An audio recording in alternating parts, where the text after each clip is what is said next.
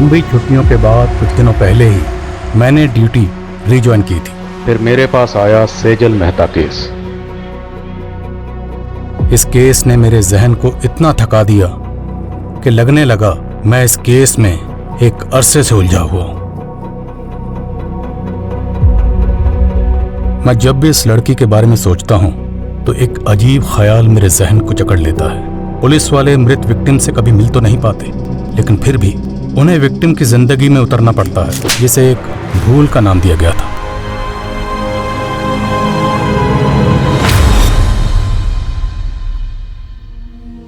अक्सर ऐसा क्यों होता है? जो लोग दूसरों के हक के लिए लड़ते हैं, किस्मत उनके हक में गलत फैसला सुना देती है। मेरी जिंदगी के कई पन्ने थे, लेकिन हर पन्ने पे 3 शब्द जरूर लिखे होते थे: जोश, जज्बा और जज्बात। Case number 26, Aditya Jain versus Radhika Jain. Your honour, violence का कोई जेंडर नहीं होता है। एक औरत के भी हाथ होते हैं जो कि मर्द पे भी उठ सकते हैं, और एक बीवी भी अपने पति को असॉल्ट कर सकती है। योर ऑनर, मेरे क्लाइंट आदित्य डोमेस्टिक वायलेंस के विक्टिम हैं। जब रिश्ते हिंसा की बलि चढ़ते हैं तब जज्बाती चोट जिस्मानी चोट से ज्यादा दर्द भरी होती है। एंड योर ऑनर, दर्द का भी कोई जेंडर नहीं होता है। और झूठ का भी कोई जेंडर नहीं होता। झूठ को सच बनाने की भूमिका चाहे जितनी भी अच्छी तरीके से कर ली जाए, लेकिन प्रूफ क्या है? योर ऑनर, ये आदित्य की मेडिकल रिपोर्ट्स हैं जिसमें उसकी पुरानी इंजरीज के प्रूफ हैं। योर ऑनर, आदित्य के फ्रेंड्स, नेबर्स हर कोई स्टेटमेंट दे चुका है और सबका यही कहना है कि वायलेंट आदित्य नहीं, राधिका है। योर ऑनर, अगर मेरे क्लाइंट चाहें तो काउंटर केस भी कर सकते हैं, बट हम कोर्ट का टाइम वेस्ट नहीं करना चाहते, इसलिए आई अपील कि इस केस को डिसमिस करके डिवोर्स ग्रांट कर दिया जाए। मुझे बहुत अफसोस के साथ कहना पड़ रहा है कि एक महिला होने के बावजूद भी सेजल जी इस केस को जीतने के लिए बहुत कुछ मैनिपुलेट कर रही हैं। आप अपनी दलीलें नहीं प्रूव कर पा रहे हैं तो कुछ भी कह रहे हैं, but I believe in justice your honour. Domestic violence act का कई बार गलत तरह से इस्तेमाल हुआ है, सो आई होप इस केस में एक ऐसा वर्डिक्ट आए जो कि सभी डोमेस्टिक वायलेंस एक्ट को वायलेट करने वालों के लिए एक बड़ा सबक हो। सेजल, मुझे अब विश्वास हो गया है कि तुम्हारी मदद से मैं एक केस जीत सकता हूँ। मैं तुम्हें बता भी नहीं सकता हूँ कि उस औरत के साथ मैं कितनी घुटन महसूस करता था। सेजल, कब से कॉल लगा रहा हूँ, फोन भी बंद है तुम्हारा। सॉरी प्रतीक, मैं कोर्ट रूम में थी। तो मुझे यहाँ क्यों बुलाया? पहले ड्राइवर समझ रखा है। वैसे सही है, तुम्हारा वेट करता रहूँ मैं हमेशा, है ना? सॉरी यार। Aditya, he is Prateek, my fiancee. Hi. Hi. अब आपका ऑर्डर हो तो चले यहाँ से। See you on the verdict day. Let's go. Bye.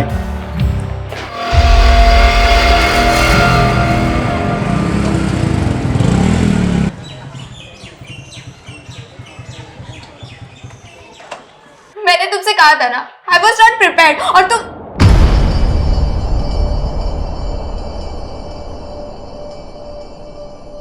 Anjali, क्या हुआ राघव? अंजलि रो क्यों रही थी? क्या किया तूने उसके साथ? क्या क्या मतलब?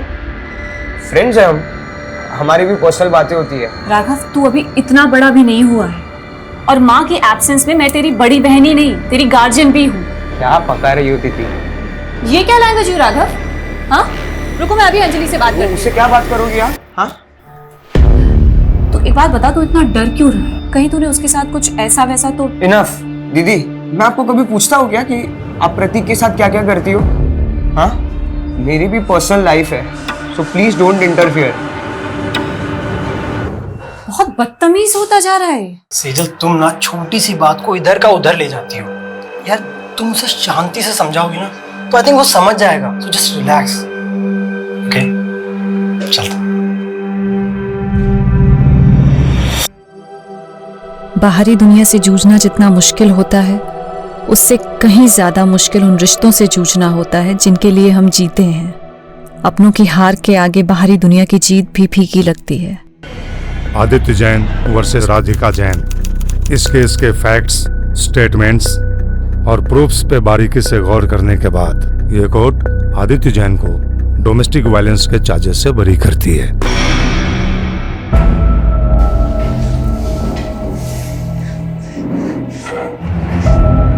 Thank you Sejal. You saved my life. तुम मेरे लिए फरिश्ता बन के आई हो। जिंदगी हर मोड़ पे मुझे कामयाब कर रही थी, पर पता नहीं था मैं एक नाकाम सफर भी तय कर रही थी।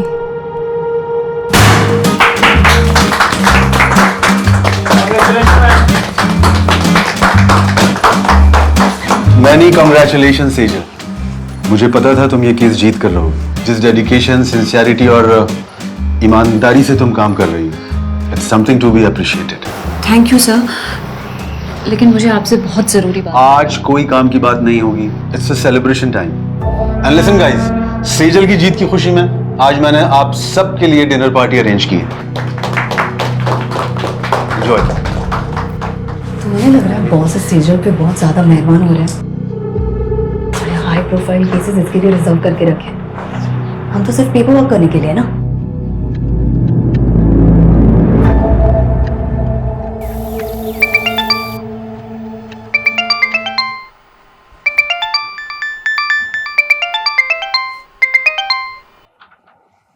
राघव, अखबार में सेजल और उसके केस के बारे में छपा हुआ है और उसने मुझे बताया भी नहीं। कहाँ है वो? दीदी सो रही होगी माँ, मुझे भी सोने दो। 8 बज रहे हैं राघव, उठ और सेजल से कह मुझे फोन करेगी। दीदी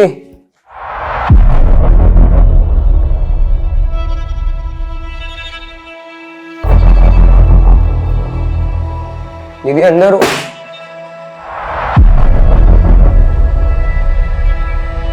दीदी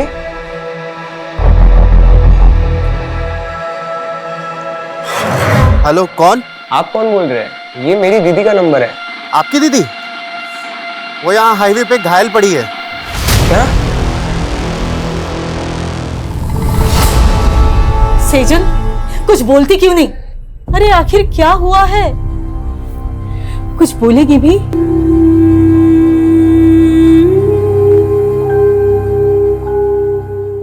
मुझे लगता है शायद दीदी के साथ रेप।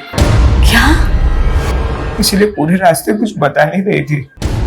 मैंने उनसे काफी बार पूछा क्या हुआ दीदी, लेकिन उन्होंने कुछ बताया नहीं। पुलिस को बुलाना चाहिए। नहीं, मुझे सेजल से अकेले में बात कर लेने दे। तू बाहर जा।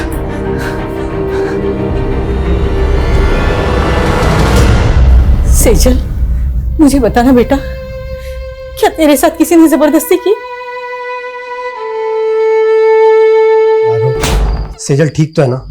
मुझे लगता है कुछ तो हुआ है जो तुम मुझसे छुपा रहे हो। नहीं प्रतीक, ऐसा कुछ नहीं है। अगर सब कुछ ठीक है तो वो मेरा फोन क्यों नहीं उठा रही है? वो दीदी सो रही है, मैं कॉल करवाता हूँ।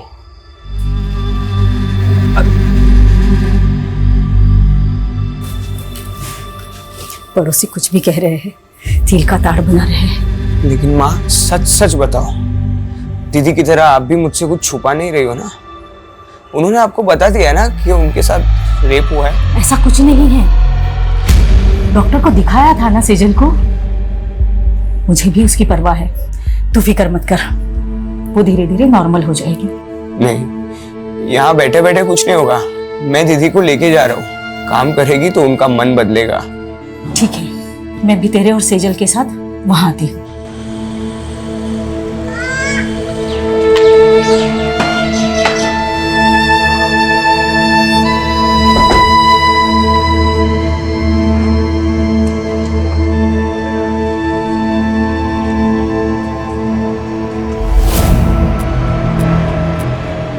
क्या देख रही है? चल अंदर।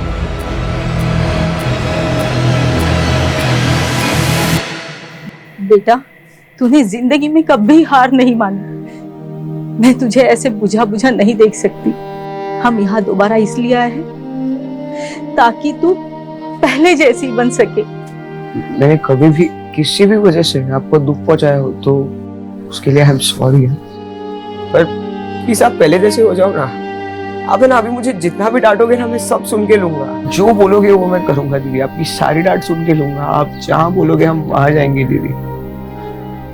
तो प्लीज पहले जैसे बन जाओ। You are my strength.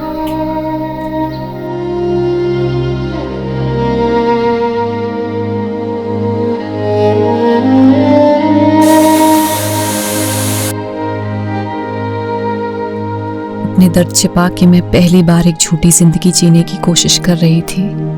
सच मुझसे नाराज था या मैं सच से नाराज थी? मेरी दलीलें मुझे ही उलझा रही थी, पर अपना फैसला भी अब मुझे ही करना था। राघव, तू पक्का सेजल को लेके मुझसे कुछ छुपा नहीं रहा है ना? मैं भी पनवेल आ रहा हूँ। नहीं प्रतीक, वो हम आ गए हैं, सिर्फ 2 ही दिन हुए हैं। अरे तू सेजल का फोन क्यों बंद है? मेरी बात करो उससे। हाँ देखता हूँ। दीदी,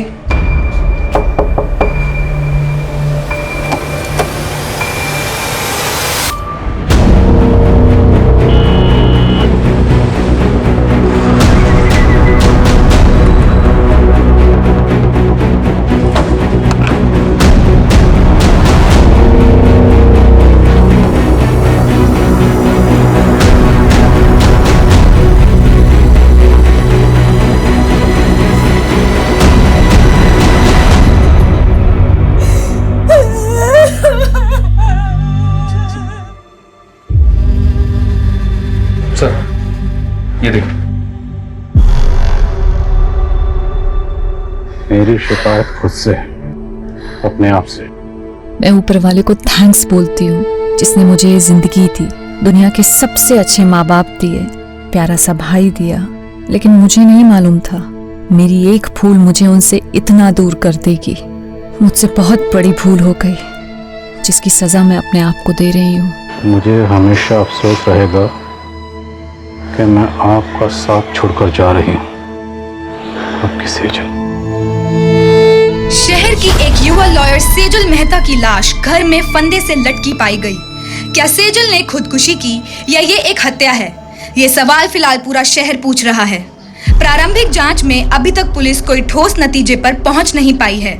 ये सुसाइड नोट में सेजल ने किसी भूल का जिक्र किया हो। क्या भूल हुई थी? और उसके चेहरे पर चोट के निशान थे। वो चोटें कैसे आई? आप लोग बोलते क्यों नहीं है? ये सब माँ की भूल है सर। कैसी भूल? सर 15 दिन पहले होली की दहन की रात दीदी एक पार्टी में गई थी। वहां उनके साथ कुछ हुआ था सर। पूरी रात घर भी नहीं आई और सुबह। सेजल किसकी पार्टी में गई थी? कहाँ गई थी?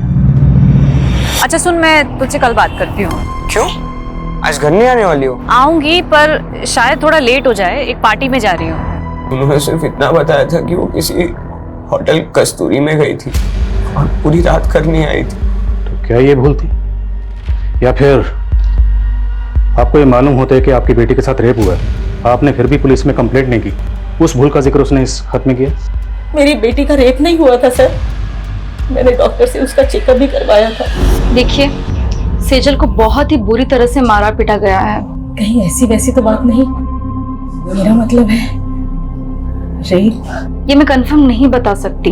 अगर आप पहले सेजल को यहाँ पे लेके आए होते तो शायद मैं कुछ कंफर्म बता सकती थी। सेजल के साथ मारपीट किसने की थी? दीदी ने कुछ भी नहीं बोला था सर।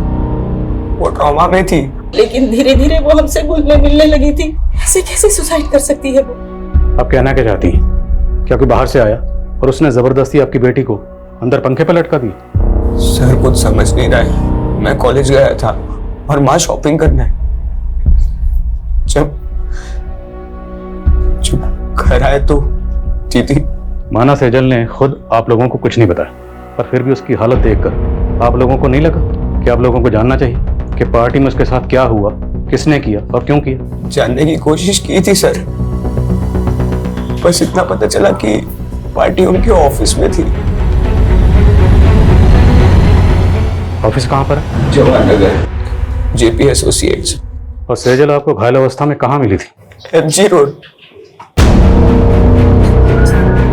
सर यहीं पे मिली थी मुझे दीदी। आसपास तो कोई सीसीटीवी कैमरा नजर नहीं आ रहा है। जादव सुनो, यहाँ आसपास लोगों से पूछताछ करो, पता करो किसी ने कुछ देखा है क्या।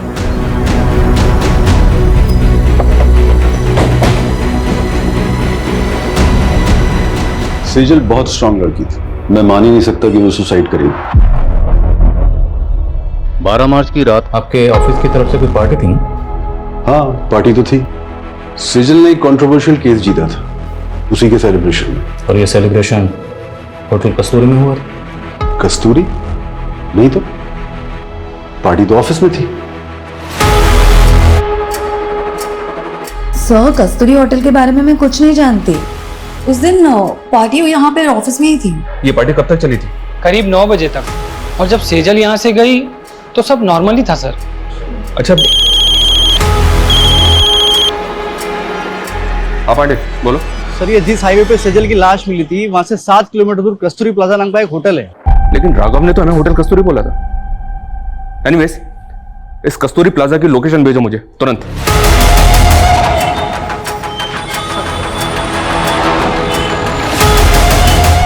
नहीं सर, 12 मार्च को यहाँ कोई पार्टी नहीं थी। इस लड़की को आपने यहाँ देखा था? सर, यहाँ तो बहुत से लोग आते हैं, मुझे याद नहीं है। पांडे, 12 मार्च को यहाँ पे जितने भी गेस्ट आए थे सबकी लिस्ट चेक करो और यहाँ का सीसीटीवी फुटेज भी चेक करो। चाहे सेजल यहाँ पे आई हो।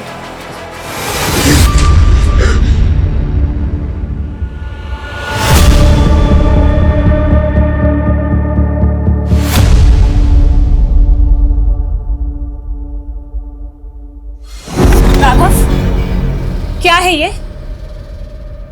मैंने मेरे बैंकिंग ऐप का पासवर्ड बता दिया तो तुम मिसयूज करोगे मेरे फंड्स का? किससे पूछ के तूने 35,000 रुपए निकाले मेरे अकाउंट से? मैं आपको बताने ही वाला था। और क्या करेगा तू इतने बड़े अमाउंट का? बोल।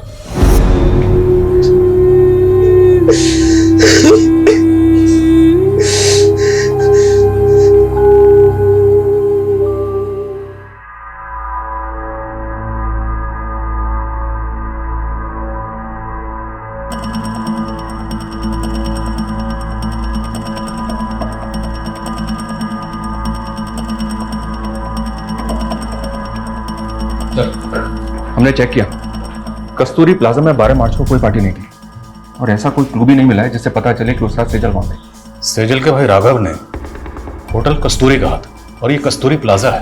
लेकिन सर, होटल कस्तूरी नाम से कोई होटल नहीं है उस एरिया में। पर पार्टी सेजल की ऑफिस में ही थी, ये तो पूरा स्टाफ कह रहा है। 12 मार्च की ऑफिस की फुटेज चेक करके देख रहे हैं सर, शायद कोई क्लू मिले जिससे पता चले कि उस रात सेजल के साथ हुआ क्या था। 12 मार्च के हादसे को फैमिली वजह मान रही है, जबकि हमें सेजल की लाश उसके 15 दिन बाद 27 मार्च को उसके घर पर ही मिली। तो ये फैमिली हमें पार्टी और होटल के चक्कर में बेवजह उलझा तो नहीं रही। उनके बयान अटपटे तो हैं। भाई कह रहा है कि उसका रेप हुआ था, माँ कह रही है कि उसका रेप नहीं हुआ था। और ये सुसाइड नोट, इस सुसाइड नोट में सेजल ने किसी भूल का जिक्र किया। जब उनसे पूछा गया कैसी भूल, इस बात का उनके पास कोई जवाब नहीं। आपको लग रहा है ये मर्डर भी हो सकता है? मर्डर के एंगल को भी रूल आउट नहीं किया जा सकता। मर्डर या सुसाइड, 12 मार्च से लेकर 27 मार्च तक फैमिली की एक्टिविटी पता करो। 12 मार्च पे फोकस करो और पता करो कि 12 मार्च को सेजल ऑफिस के अलावा और कहाँ कहाँ गई थी। 13 मार्च से 24 मार्च के बीच ये फैमिली पनवेल में थी सर। तो पनवेल में अपने खबरियों को एक्टिव करो और पनवेल से लौटने के बाद 24 मार्च से लेकर 27 मार्च के बीच में फैमिली में क्या क्या हुआ सब पता करो। और जिस डॉक्टर ने सेजल को एग्जामिन किया था उससे मिलना पड़ेगा, और जिस लड़के से सेजल की मंगनी हुई थी उसे ही पूछताछ के लिए बुलाओ। मैंने 14 मार्च को सेजल का चेकअप किया था। उसके घाव 2-3 दिन पुराने थे। 6-7 जगह तो ब्लड क्लॉट्स हुए थे। ऐसा लग रहा था मानो जैसे कुछ बेल्ट की चीजें से मारा गया है। सेजल का रेप हुआ था नहीं? मैं इसको लेके श्योर नहीं हूँ। इनफैक्ट मैंने सेजल के मॉम को भी बोला था। आपकी सेजल से कुछ बात हुई थी? उसने आपको कुछ बताया कि उसके साथ ये सब कैसे हुआ? मैंने सेजल को बहुत पूछा पर उसने कुछ बताया नहीं।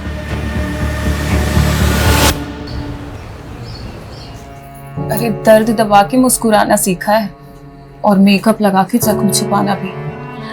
जब तक जवानी है बिक रहे हैं। अभी का कमाया हुआ ही आगे चल के उम्र ढलने के बाद काम आएगा, समझी? माना सेजल की फैमिली ने आपको कुछ भी साफ साफ नहीं बताया कि सेजल के साथ क्या हुआ था, पर आपको कुछ तो अंदाजा हुआ होगा कि सेजल के साथ ऐसा किसने किया होगा। हमेशा खुश ही दिखती थी। मेरे लिए सोच पाना मुश्किल है कि उसके साथ में ऐसा कुछ हुआ है। 12 मार्च को सेजल के ऑफिस की कोई पार्टी थी। अब अगर सेजल उस पार्टी में जाती तो जाहिर सी बात है आपको तो पता ही होता ना। मेरी इस बारे में उससे फोन पे भी बात हुई थी। प्रतीक, बॉस ने ये केस जीतने की खुशी में एक पार्टी रखी है, लेकिन मुझे ये सेलिब्रेशन बिल्कुल अच्छा नहीं लग रहा है। पर हुआ क्या? मुझसे बहुत बड़ा गुफअप हो गया। गुफअप? कैसा गुफअप? सर क्लियरली मुझे कुछ नहीं पता है, but it was something related to her work. Sejal ने ये लॉ फॉर्म 4 साल पहले ज्वाइन की थी, पर इसमें गौर करने वाली बात है वो ये कि सेजल ने जितने भी केसेस जीते थे या जितने भी केसेस पे वो काम कर रही थी, उनमें से ज़्यादातर केसेस वो थे जो पहले उसकी कुली कविता के पास थे।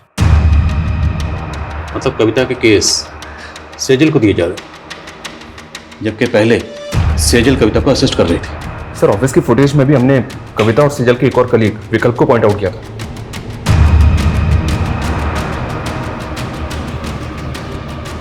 ये देखिए सर, सेजल ऑफिस से आखिरी बार कविता और विकल्प के साथ जाती हुई दिख रही। सर सेजल के 12 मार्च के सीडीआर के अकॉर्डिंग उसकी आखिरी 2 फोन कॉल्स भी जानने जैसी हैं। सेजल ने रात को 8 बजे आदित्य जैन को कॉल किया था और फिर ठीक उसके बाद राधिका जैन ने सेजल को कॉल किया। आदित्य जैन सेजल का क्लाइंट था और राधिका आदित्य की बीवी।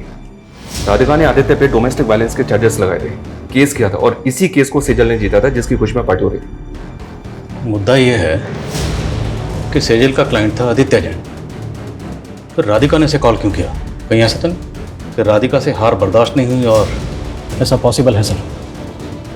आदित्य और राधिका से मिलो और सेजल के ऑफिस में नए सिरे से पूछताछ करनी पड़ेगी। उस पार्टी वाली रात सेजल आप दोनों के साथ पार्टी से बाहर गए थे, कहाँ गए थे आप लोग? देखिए सर, हम सिर्फ उसके साथ ऑफिस से बाहर तक गए थे। बॉस को तुम पे कितना भी प्राउड हो, तो मेरा असली प्राउड तो तुम हो। मेरी छोटी सी असिस्टेंट ने इतनी तरक्की जो करनी। तरक्की मैंने आपको छोड़ने के बाद ही की है। तो वो कहते हैं ना कि बरगद के नीचे कोई और वृक्ष नहीं पनप पाता, मैं भी नहीं पनप पाती। इसलिए विकल्प, थिंक अबाउट योर फ्यूचर। अच्छा, तो तुम शुरू से ही इतना बोलती हो? राज ना बहुत ज्यादा मीठा बोल रही हो। Thank you ma'am for appreciating me. Excuse me. हम तभी वहां से चले गए थे। उसके बाद मैंने उसे एक लड़की के साथ जाते हुए देखा। लड़की? जी सर। कौन थी वो लड़की? I don't know her. Actually काफी अंधेरा था तो मैंने उसे ठीक से देखा नहीं। ऑफिस के बाहर की 12 मार्च की सीसीटीवी फुटेज निकलवा। अगर ये लोग सच बोल रहे हैं तो पता तो चले सेजल उस रात किस लड़की के साथ गई थी।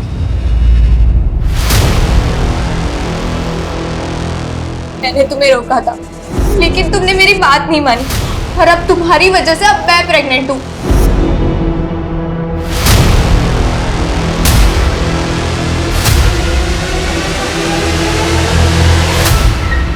यार आज तो एक भी ग्राहक नहीं फंसा। मेरे को तो खड़े खड़े नींद लग रही है। चल ना घर चलते हैं। मेरी तो बुकिंग आ गई। इसको पूछना, इसको 2 चाहिए क्या? मेरा भी बोनी हो जाएगा। अरे ये मेरे को देने में तो बार्गेनिंग करता रहता, तुझे कहाँ से देगा? जा तो जाके सो जा।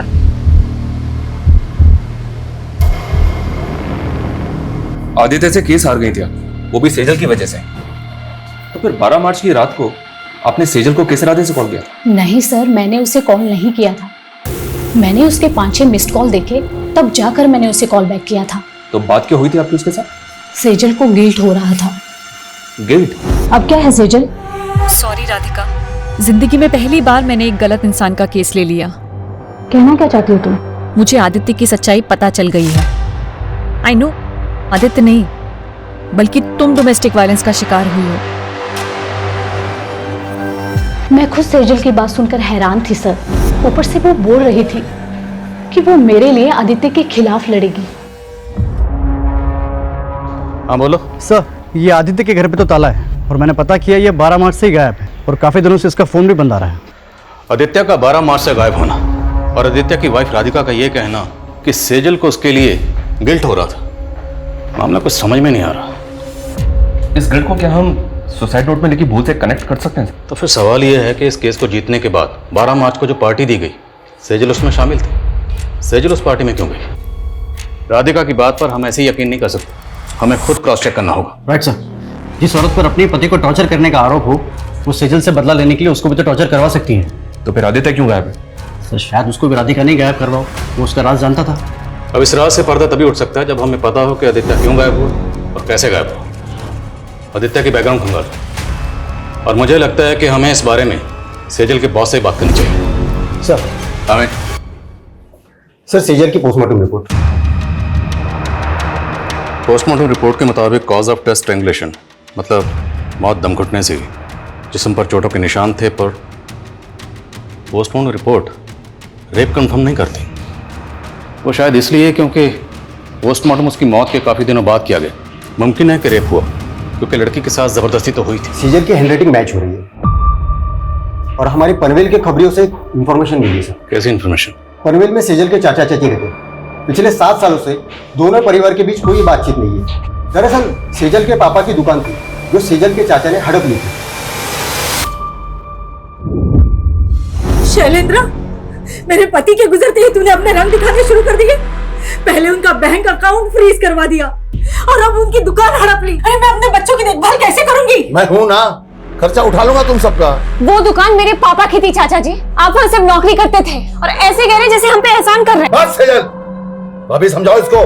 भैया के बाद कोई नहीं है मेरे अलावा तुमको पालने वाला। पाला मेरे पापा ने है आपको चाचा, अपनी दुकान में काम देके, और आप हमें पालोगे। जबान को लगाम दो इसकी, नहीं तो हाथ पैर जबान सब काट के रख दूंगा। और भूता है ना तो आके हासिल कर लेना वो दुकान। शैलेंद्र ने हमें सताया तो बहुत था सर, और शैलेंद्र के उस थप्पड़ ने सेजल के अंदर बहुत बड़ा परिवर्तन ला दिया था। कैसा परिवर्तन? लॉ पढ़ रही थी सर। उन्होंने ठान लिया था कि चाचा से हमारा हक लेकर रहेगी। दिन रात उन्होंने पढ़ाई की और उसके साथ साथ पार्ट टाइम जॉब भी करती थी। चाचा के खिलाफ केस की पैरवी उन्होंने खुद की थी सर। उसने अपने जीवन की हर लड़ाई जीती थी सर। समझ में नहीं आता खुद से कैसे हार गई। क्या लगता है आप लोगों को, क्या शैलेंद्र सेजल के साथ ऐसी ज्यादती कर सकता है? सर, आप 7 साल पुरानी बातें कुरेद रहे हैं और इन बातों को हम कब का भूल चुके हैं। हमने हमेशा सेजल और राघव को अपने बच्चों की तरह माना था। विश्वासघात उन्होंने किया। उस दुकान पर इनका भी बराबर का हक था, लेकिन सेजल ने चालाकी से। छोड़ना अभी सब बातें, कहिए और कुछ है जो आप पूछना चाहते हैं? 12 मार्च को किधर थे आप? यही पनवेल में। पनवेल में कहाँ पे? अपने घर पर ही था। आई डोंट बिलीव राधिका सच बोल रही। राधिका अपने हस्बैंड आदित्य को टॉर्चर करती थी and it's proven in the court. अगर सेजल को केस जीतने के बाद ऐसा कुछ लगता तो सबसे पहले वो मुझे बताती। सेजल के मंगेतर ने बताया कि वो काफी दिनों से परेशान थी और जब उसने बार बार पूछा सेजल को कि किस बात को लेकर परेशान है तो सेजल ने बताया कि उससे काम में गुफा हो। अब जैसे कि आपने कहा कि सेजल सबसे पहले अगर कुछ होता तो आपको बताती, तो अगर इस गुफा का ताल्लुक राधिका के केस से नहीं है तो फिर किस बात से जिसको लेकर सेजल परेशान थी? ऐसा कुछ नहीं था और आप ये बेकार के सवाल करके अपना टाइम वेस्ट कर रहे हैं। सर, मैंने आदित्य के कुछ रिलेटिव से बात की, लेकिन किसी को नहीं पता कि आदित्य इस वक्त कहाँ पे। आदित्य मोती नगर की कंपनी में मैनेजिंग डायरेक्टर था। वहाँ इंक्वायरी करो, शायद कुछ पता चले। सर, इसमें 12 मार्च की सेजल के ऑफिस की बाहर की फुटेज है। सर, इसमें वो इस लड़की के साथ बाहर जाते हुए दिख रही है।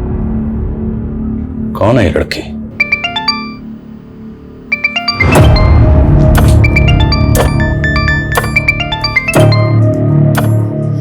हाँ बरखा बोल। सिमी, एक गाड़ी वाले ने मुझे बहुत टॉर्चर किया। मुझे पैसे भी नहीं दिए और मेरे सारे पैसे ले लिए। मेरे पास तो वापस आने के लिए पैसे नहीं है। तू घबरा मत बरखा, कहाँ है तू बता मुझे, मैं आती हूँ तुझे लेने।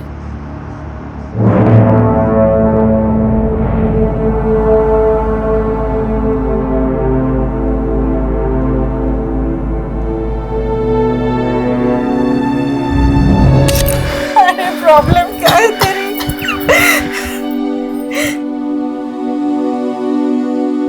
क्या चाहता है तू? फिर से मैं वही दिन देखूं? हाँ?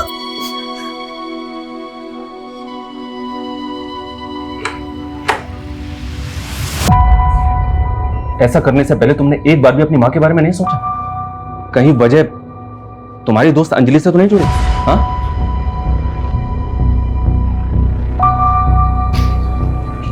ये देखो, और मैं बताऊं कि 12 मार्च की रात को अंजलि सेजल से मिलने क्यों गई थी? 35,000 रुपए राघव कोई छोटी मोटी रकम नहीं होती है। और क्या करेगा तू इतने बड़े अमाउंट का? क्या हुआ? सच सच बता, बात क्या है? दीदी, अंजलि प्रेग्नेंट है। इतनी बड़ी बात तुमने हमसे छुपाई? सर, मैं गिल्ट में था। कहीं मेरी इसी भूल की वजह से तो दीदी ने। सॉरी।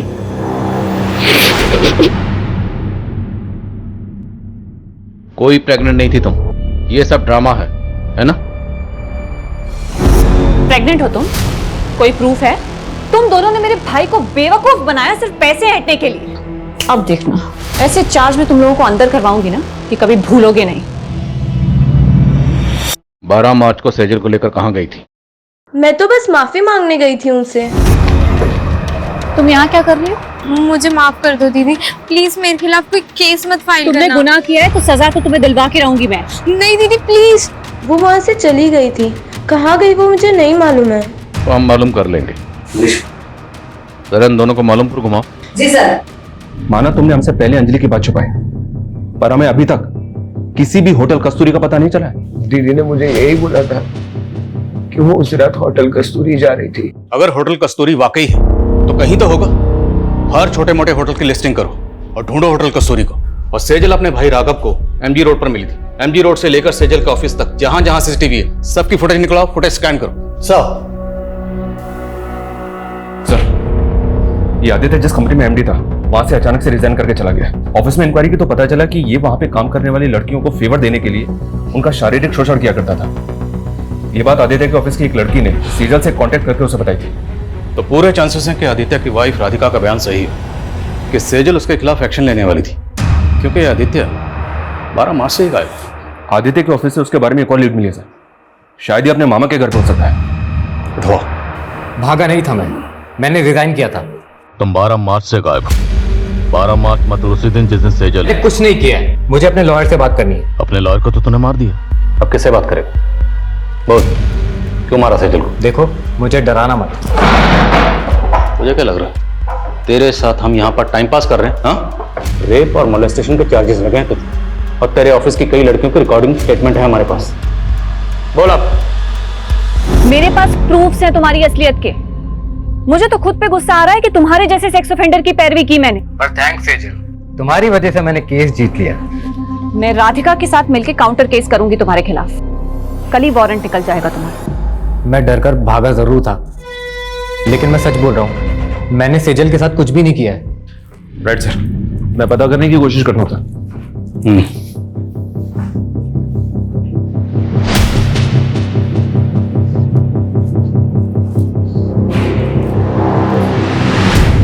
सेजल ने जिस भूल का जिक्र किया था, क्या भूल ये थी कि उसने आदित्य जैसे गलत आदमी की पैरवी की? अगर हाँ, तो फिर वो 12 मार्च से लेकर 27 मार्च तक खामोश क्यों थी? और कोई भी भूल इतनी बड़ी कैसे हो सकती है जिसकी वजह से सेजल जैसी लॉयर सुसाइड कर ले?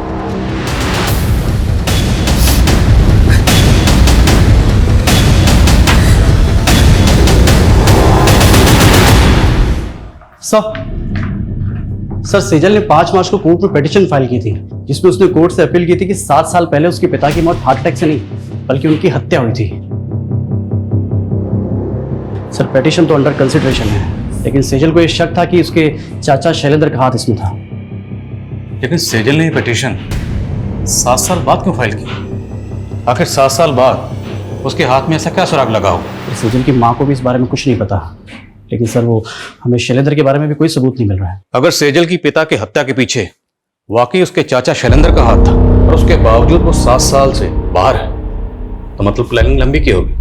और अब सेजल 7 साल बाद उस पर मर्डर चार्जेस लगाकर उसे अंदर करवाने वाली थी। मोटिव स्ट्रांग है।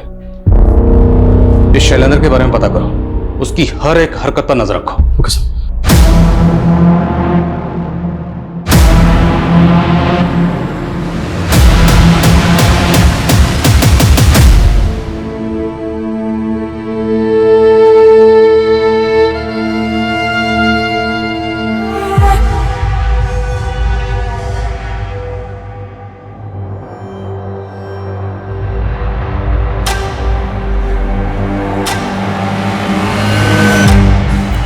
रोज पेट पे लात मारती हूँ मैडम।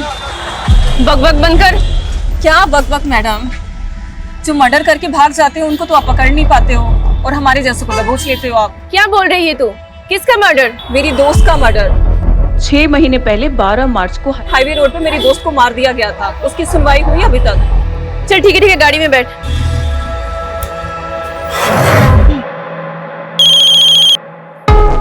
हाँ बोल। सोनू खबरी बोल रहा हूँ साहब। वो आपके हाईवे वाले केस का क्या हुआ? उन्होंने की बोलायचं काय? अरे साहब वो क्या है ना कि मैंने सुभाष नगर पुलिस को एक चकले का टिप दिया है और वहाँ पे एक प्रोस्टिट्यूट बोल रही है कि उसकी फ्रेंड का 2 महीने पहले वहाँ पे मर्डर हुआ। मर्डर? हाँ साहब। क्या 12 मार्च को एमजी रोड पर एक और मर्डर हुआ था? हाँ सर, और सेजल भी 2 महीने पहले एमजी रोड पे बेहोशी की हालत में मिली। वो लड़की कौन थी जिसके बारे में खबर नहीं होता है? सर उसका नाम सिमी है, प्रोस्टिट्यूट है, आज ही अंदर हुई है। इस सिमी से मिलकर चांस लेते, शायद कोई काम की बात पता चले। साहब मेरी दोस्त थी बरखा, उसका एक्सीडेंट हुआ था। लेकिन आपने तो पहले कहा था कि मर्डर हुआ था। साहब किसी ने जानबूझकर उसको गाड़ी से उड़ा दिया था। आपको ये कैसे पता कि किसने जानबूझ के उड़ाया था? हाँ बरखा बोल। मेरे पास ना वापस आने के लिए पैसे नहीं। तू घबरा मत बरखा, कहाँ है तू बता मुझे। मैं एमजी रोड पे एक गाड़ी वाला एक लड़की को फेंक दिया। बरखा मुझे कुछ समझ में नहीं आया और उसके बाद उसका एक्सीडेंट हो गया। बरखा ने आपको उस गाड़ी का नंबर बताया था? नहीं साहब, लेकिन बरखा ने बताया था कि ग्रे कलर की कोई कार थी। आपकी बरखा से बात कब हुई थी? मेरा मतलब तारीख क्या थी? सर 12 मार्च को रात के 2-2:30 बजे के आसपास। 12 मार्च की रात को सेजल जहां पर जख्मी हालत में मिली थी उस जगह पर सीसीटीवी नहीं है, लेकिन वहां से 3 किलोमीटर दूर एक सिग्नल है, वहां पे सीसीटीवी है और रास्ते में कोई भी राइट या लेफ्ट टर्न नहीं है, सीधा रास्ता है। उस सीसीटीवी की फुटेज स्कैन करो, जितनी भी सफेद रंग की गाड़ियां दिखती हैं सबकी लिस्टिंग करो।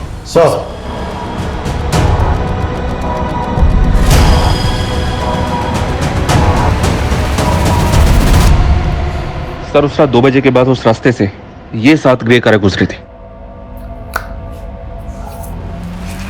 और ये इन 7 कारों के 7 ओनर्स हैं। इन ओनर्स की डिटेल्स निकाली तो पता चला कि इनमें से ये मनीष, इसका एक होटल है, होटल संतूरी। राघव ने कहा था कस्तूरी, होटल कस्तूरी में गई थी। संतूरी कस्तूरी। सर ये भी तो हो सकता है कि सुनने में फर्क आया।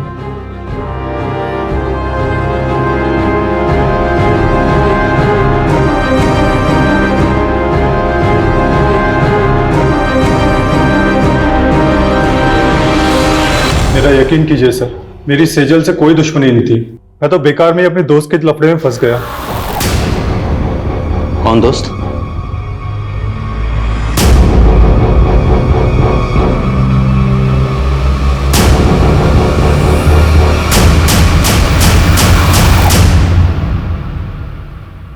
दो महीने से तेरी एक्टिंग देख रहा हूं, पर अब तो इस डंडे पे नाच करेगा। नाच। उठ। सेजल ने क्या बिगाड़ा था तुम्हारा? सर मेरा पहले बिल्कुल भी इरादा नहीं था उसे नुकसान पहुंचाने का, बल्कि वो तो ऑफिस की पार्टी मनाने के बाद में उससे मनीष के होटल में मिलने भी आई थी। प्लीज प्रतीक, वैसे भी आदित्य की वजह से मैं बहुत गिल्ट में हूँ। पार्टी करने का एकदम मूड नहीं है। सेजल, ऑफिस में ये सब चलता रहता है। Please please. कौन कौन कौन कौन कौन? Cheers guys.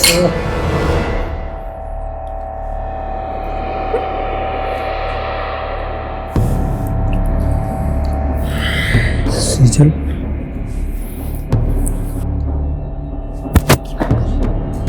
दोस्त है सामने।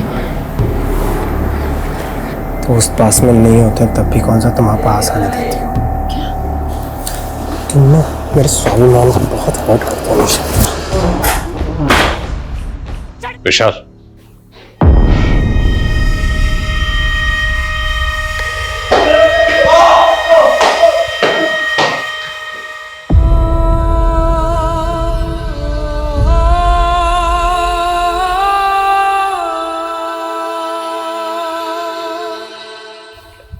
सर सेजल के साथ उसके अपनी मंगेतर ने इतना सब किया, फिर भी वो 15 दिन तक चुप रही। जबकि सेजल कोई आम लड़की नहीं थी, एक लॉयर थी, एक ऐसी लॉयर जो लोगों के इंसाफ के लिए ईमानदारी से लड़ती थी। सेजल प्रतीक को बचपन से प्यार करती थी। उसने प्रतीक पर आंख बंद करके भरोसा किया, लेकिन प्रतीक ने उसके भरोसे को तोड़ा। जब इंसान को किसी अपने सबसे ज्यादा करीबी से धोखा मिलता है तो उस इंसान का पूरी इंसानियत से भरोसा उठ जाता है। सेजल के साथ भी यही हुआ। उसने अपने सुसाइड नोट में यही लिखा कि उसे लग रहा था कि प्रतीक पे भरोसा करके उसने अपनी जिंदगी की सबसे बड़ी भूल की। वो भूल जरूर थी, लेकिन सबसे बड़ी नहीं। सबसे बड़ी भूल थी उसका अपनी जिंदगी को खत्म करना, खुदकुशी करना। हम सब की जिंदगी में दुश्वारियां आती हैं, परेशानियां आती हैं, लेकिन उन परेशानियों से लड़ते हुए, दुश्वारियों से जूझते हुए जद्दोजहद करते हुए जिंदगी में आगे बढ़ना होता है। इसी का नाम जिंदगी है। मौत किसी मसले का हल नहीं है।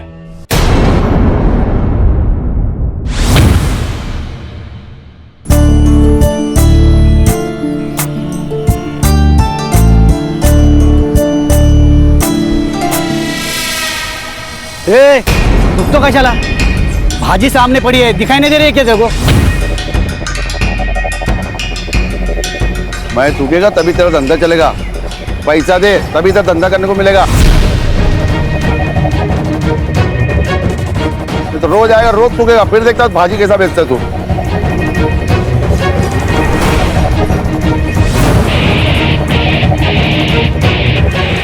वैसा तेरे पास बेचने के लिए और भी महंगी चीज है। ए, हफ्ते में कितने बार आएगा कटोरा लेके? ये हफ्ते का परसों ही दिया ना पैसा तेरे को। अब सब कुछ बराबर हो गया, निकल, धंधे का टाइम है, खोटी मत कर। तेरा हफ्ता डबल। अभी 2 दिन में पैसा नहीं देना तो तेरा ठेला और तुम दोनों इधर दिखेंगे नहीं। अरे जा रे बाबा, हम बात दूंगी। पांडे जी, ये लो।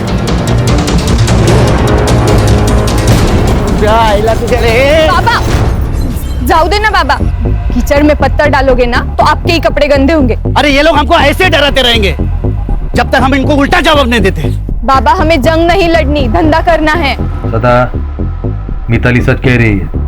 अरे ये पांडे ना बहुत पहुंची हुई चीज है, इससे ना दोस्ती अच्छी ना दुश्मनी। तू छोड़, अपने काम पे ध्यान दे।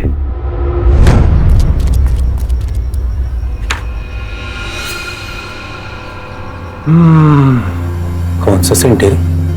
मस्त है भाई, ये जो आपने दिया था। तबीश में बोलू, दिल की धड़कन क्यों चुक गई मेरी?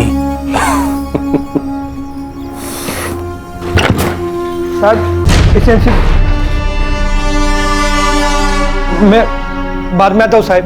नहीं नहीं, मैं जा ही रही थी। सर दामोदर। हाँ सर। ये जो दरवाजा लगा है ना, वो शो के लिए नहीं लगा है। अगली टाइम आएगा ना तो नॉक करके आना, नहीं तो अगला साइन तेरे ट्रांसफर ऑर्डर पे कर दूंगा, समझा क्या?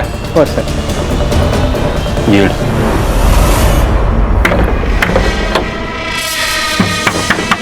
बाबा, काका आप? काका वाका छोड़, सब आप किधर है? बाबा घर पर नहीं है। देख, उसको तो अकल नहीं है, पर क्या है ना, तू समझदार है। तू उसको समझा, नहीं तो क्या है ना, तू बिना बाप के जिंदगी गुजारेगी, समझी? काका, जबान संभाल कर बात करना। तू मेरे को बताएगी कि मेरे को कैसा बात करना है, कैसा नहीं करना। इतनी हिम्मत तेरी है? ए गंगो, बाबा तू अगर मेरा भाई नहीं होता ना तो हाथ तोड़ के फेंक देता पानी में, समझा? आओ जाओ देना, आपको शपथ है मेरी। मेरी बेटी बोली ना, इसलिए बच गया तू। चल जा, निकल निकल। किधर निकल, किधर निकल? मेरा भी घर है, समझा? कितना पैसा चाहिए? मैं देगा तेरे को पैसा। ये मेरा घर है, तेरे हिस्से का घर तू बेच दिया बेवड़े। चल निकल, नहीं तो पुलिस के हाथ में दे देगा तेरे को। चल, तेरे को मार के मेरे को जेल भी जाना पड़ेगा ना तो चलेगा। देख, मेरा और तेरी बेटी का मैं क्या हाल करता है कि बस्ती वाला तुम लोग का बॉडी में हाथ लगा लेगा भी नहीं, समझा? मेरे बेटी को मारने की बात करता तू। चल चल निकल रे, निकल। अरे निकल, चल। छोड़ेगा नहीं, छोड़ेगा नहीं।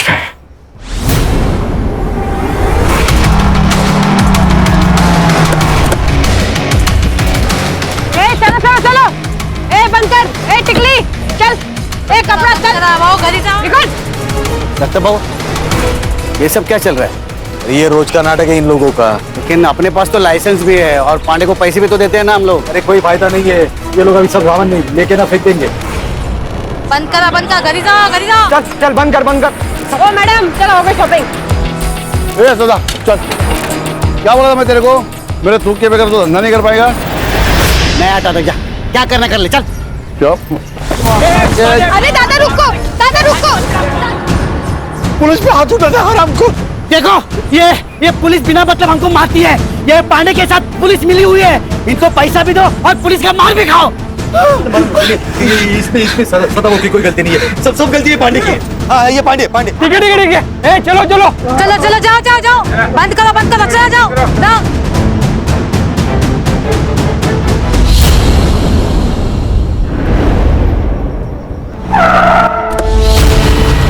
गुस्सा आता है ना तेरे को? अरे तेरा सारा गुस्सा निकालती हूँ मैं। चल अंदर। अरे चल उसके अंदर। अरे लेकिन साहब, अरे मैडम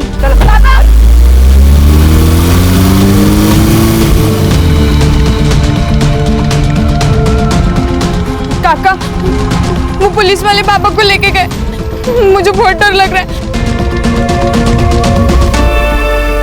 जबरदस्ती क्यों कर रहे हो?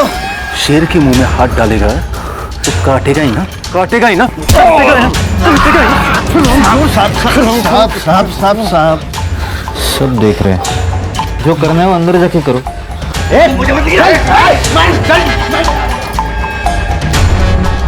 तेरे पे हाथ उठाया था ना इसने, इतना मार कि आगे से जब भी मिलेगा ना तो नजर नीचे होनी चाहिए। अरे साहब लेकिन मैंने किया क्या है? मेरी गलती क्या है ये तो बताओ तुम। दीपाली पकड़ा ये तेरे में? हाँ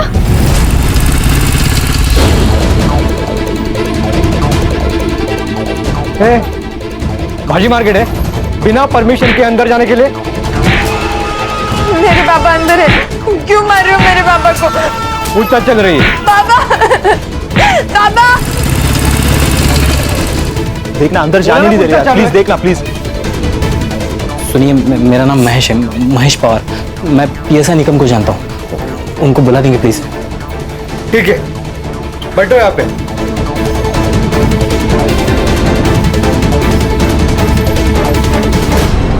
ठंडी टांग पकड़ इसकी।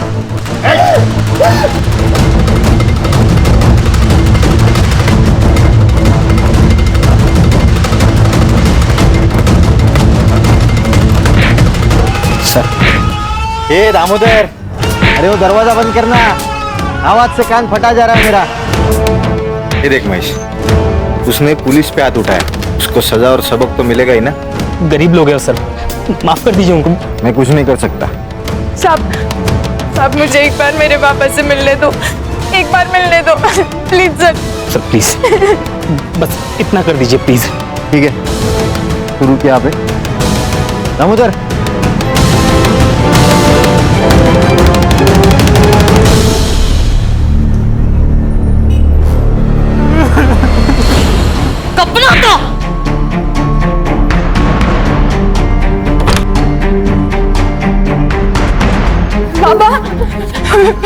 पापा ये क्या हो गया आपको? ये क्या हाल कर डाला इन्होंने आपका?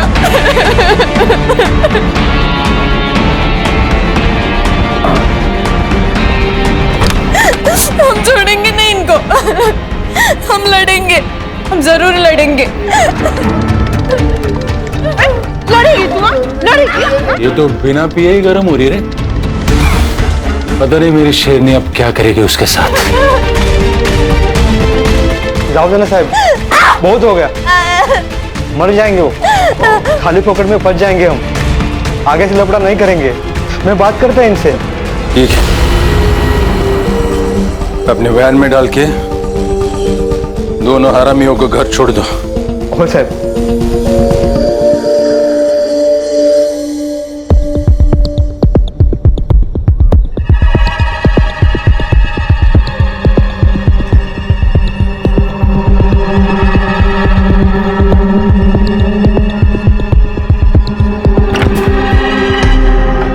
भिखारी,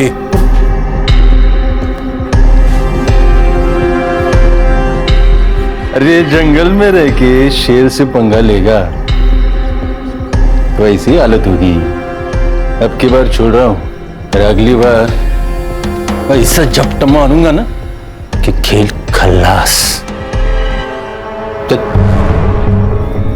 येऊन जा।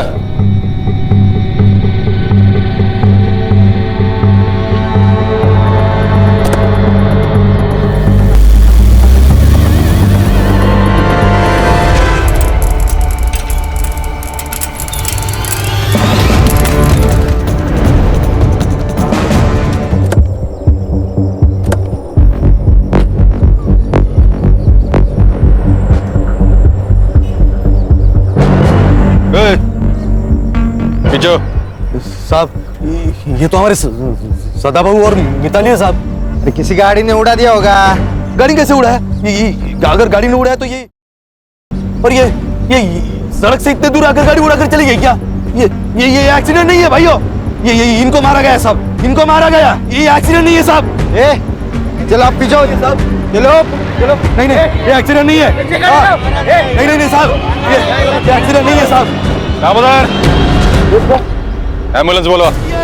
बल्कि खून है खून। ये पुलिस हमसे कुछ छुपा रही है भाइयों। अगर आज हमने इस अन्याय के खिलाफ आवाज नहीं उठाई तो कल इस सदा की जगह हम लोग होंगे और मिताली की जगह हमारी बेटी हो सकती है। इसलिए जब तक ये पुलिस वाले अपने सदा और मिताली के कातिल को नहीं पकड़ती तब तक ये मार्केट बंद रहेगा। पुलिस प्रशासन, पुलिस की गुंडागर्दी, पुलिस की तानाशाही, पुलिस की गुंडागर्दी। जनता का आक्रोश और लोकल पुलिस की प्रति नाराजगी की वजह से ये इन्वेस्टिगेशन एसआईटी को सौंपी गई।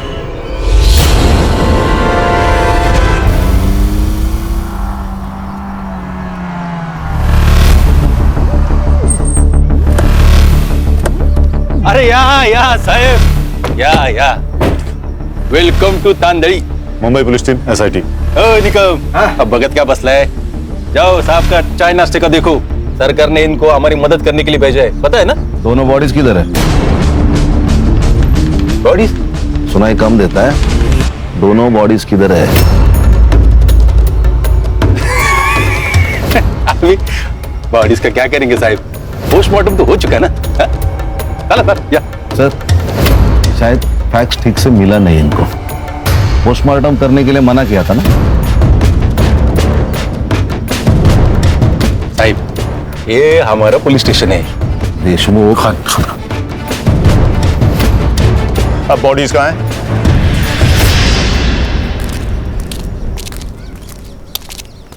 साहेब,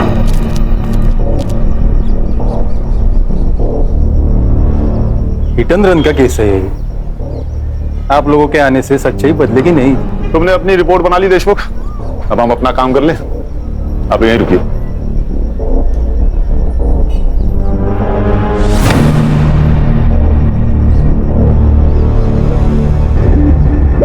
सर मर्डर ही है, पूरे बॉडी पर कट्स हैं, बहुत सारे जख्म हैं और सर लड़की का सर भी फोड़ा गया है। ये जो हिट एंड रन केस बोल रहा है ना, केस डाइवर्ट करने के लिए सर। क्या बोलता है साहेब? मतलब हम लोगों ने जो कुछ काम किया है वो बेमतलब है?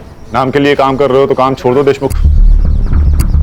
एक्सीडेंट केस है, अंधे दिख रहे हैं हम। नहीं, आप लोग अंधे नहीं है, हम लोग अंधे। अभी आप लोग आए हो ना तो आंखें खुली करके ये सारा इन्वेस्टिगेशन कर रहे हो। हमने किधर रोका है? रोका है? ए देशमुख, किससे बात कर रहा है ना वो पहले समझ ले। उल्टा जवाब नहीं ना दे रहे क्योंकि तू वर्दी में है, इसलिए पहले सोच और बाद में बोल। कोऑपरेट कर। दामोदर। Yes sir. ये दोनों बड़े साहब को और दोनों बॉडीज की फाइलें दे दो। हो गया कॉपरेशन? देशमुख, सारे files, reports, PM report, forensic report सब कुछ चाहिए। देता हूं। और कुछ चाहिए? हाँ चाहिए ना, हमें हमारा सेटअप करने के लिए जगह चाहिए। कहाँ करे? दीपाली, ये मुंबई टीम का दुकान लगाने के लिए जगह का बंदोबस्त करो। देशमुख, हमें केबिन चाहिए।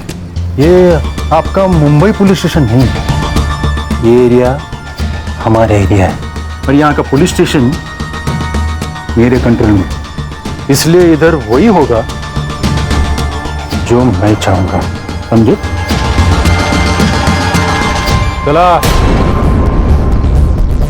सर, आप कुछ कह क्यों नहीं रहे? हर जंग उसी वक्त नहीं जीती जाती खान, हमें अपना दिमाग ठंडा रखना होगा। Sir according to the PM report Mitali के साथ सेक्सुअल असॉल्ट भी हुआ है। उसके थाई और पैर पे सिगरेट के बर्न मार्क्स है and cause of death lung failure. Sir, दोनों के मौत का टाइमिंग लगभग सेम है सर, 5 तारीख रात 1 से 2 के बीच। और सदा को कंफर्म जलाने की कोशिश की है सर, उसके मुंह पे बर्न मार्क्स है। जरा धीरे से, कोई भी खिड़की के पास मत देखो, हमारे ऊपर नजर रखी जा रही है। खान और संग्राम, ये बाप बेटी जहाँ ठेला लगाते थे वहां पर पूछताछ करिए आप लोग। ओके। अच्छा और गणेश भाऊ उनके घर के आसपास पूछताछ कीजिए।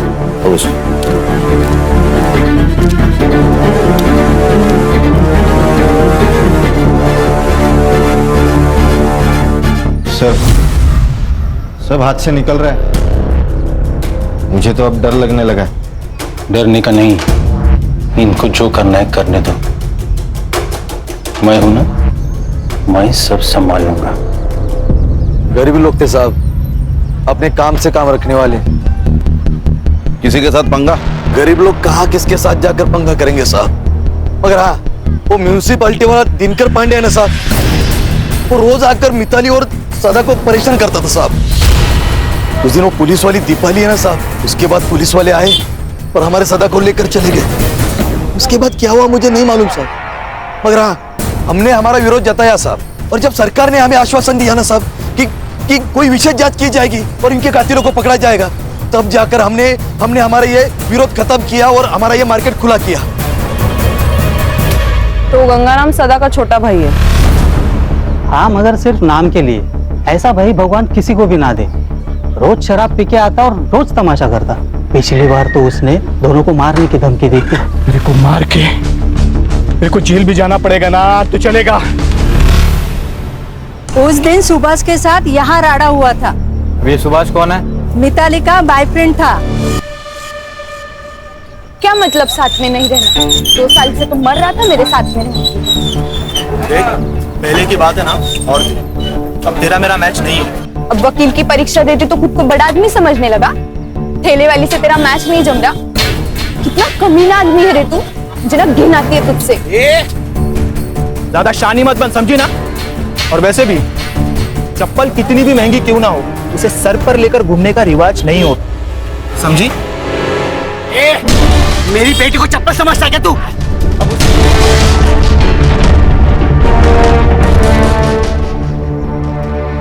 तो अब तक हमारे पास सस्पेक्ट हैं सुभाष, गंगू और म्यूनिसिपैलिटी वाला दिनकर पांडे। तेरे पीआई देशमुख का कुछ समझ में नहीं आ रहा है। सदा को उठा के उसने पुलिस स्टेशन में लाया,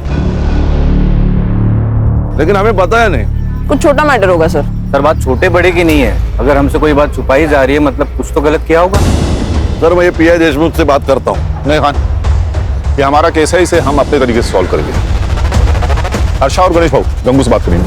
तो खान, ये पांडे को उठाओ और ये जो लवर बॉय है सुभाष ना, उसे तुम देखो। तो देशमुख से तो मैं डील करता हूँ।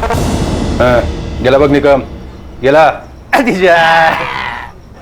देशमुख हर छोटी इंफॉर्मेशन मेरे लिए मायने रखती है।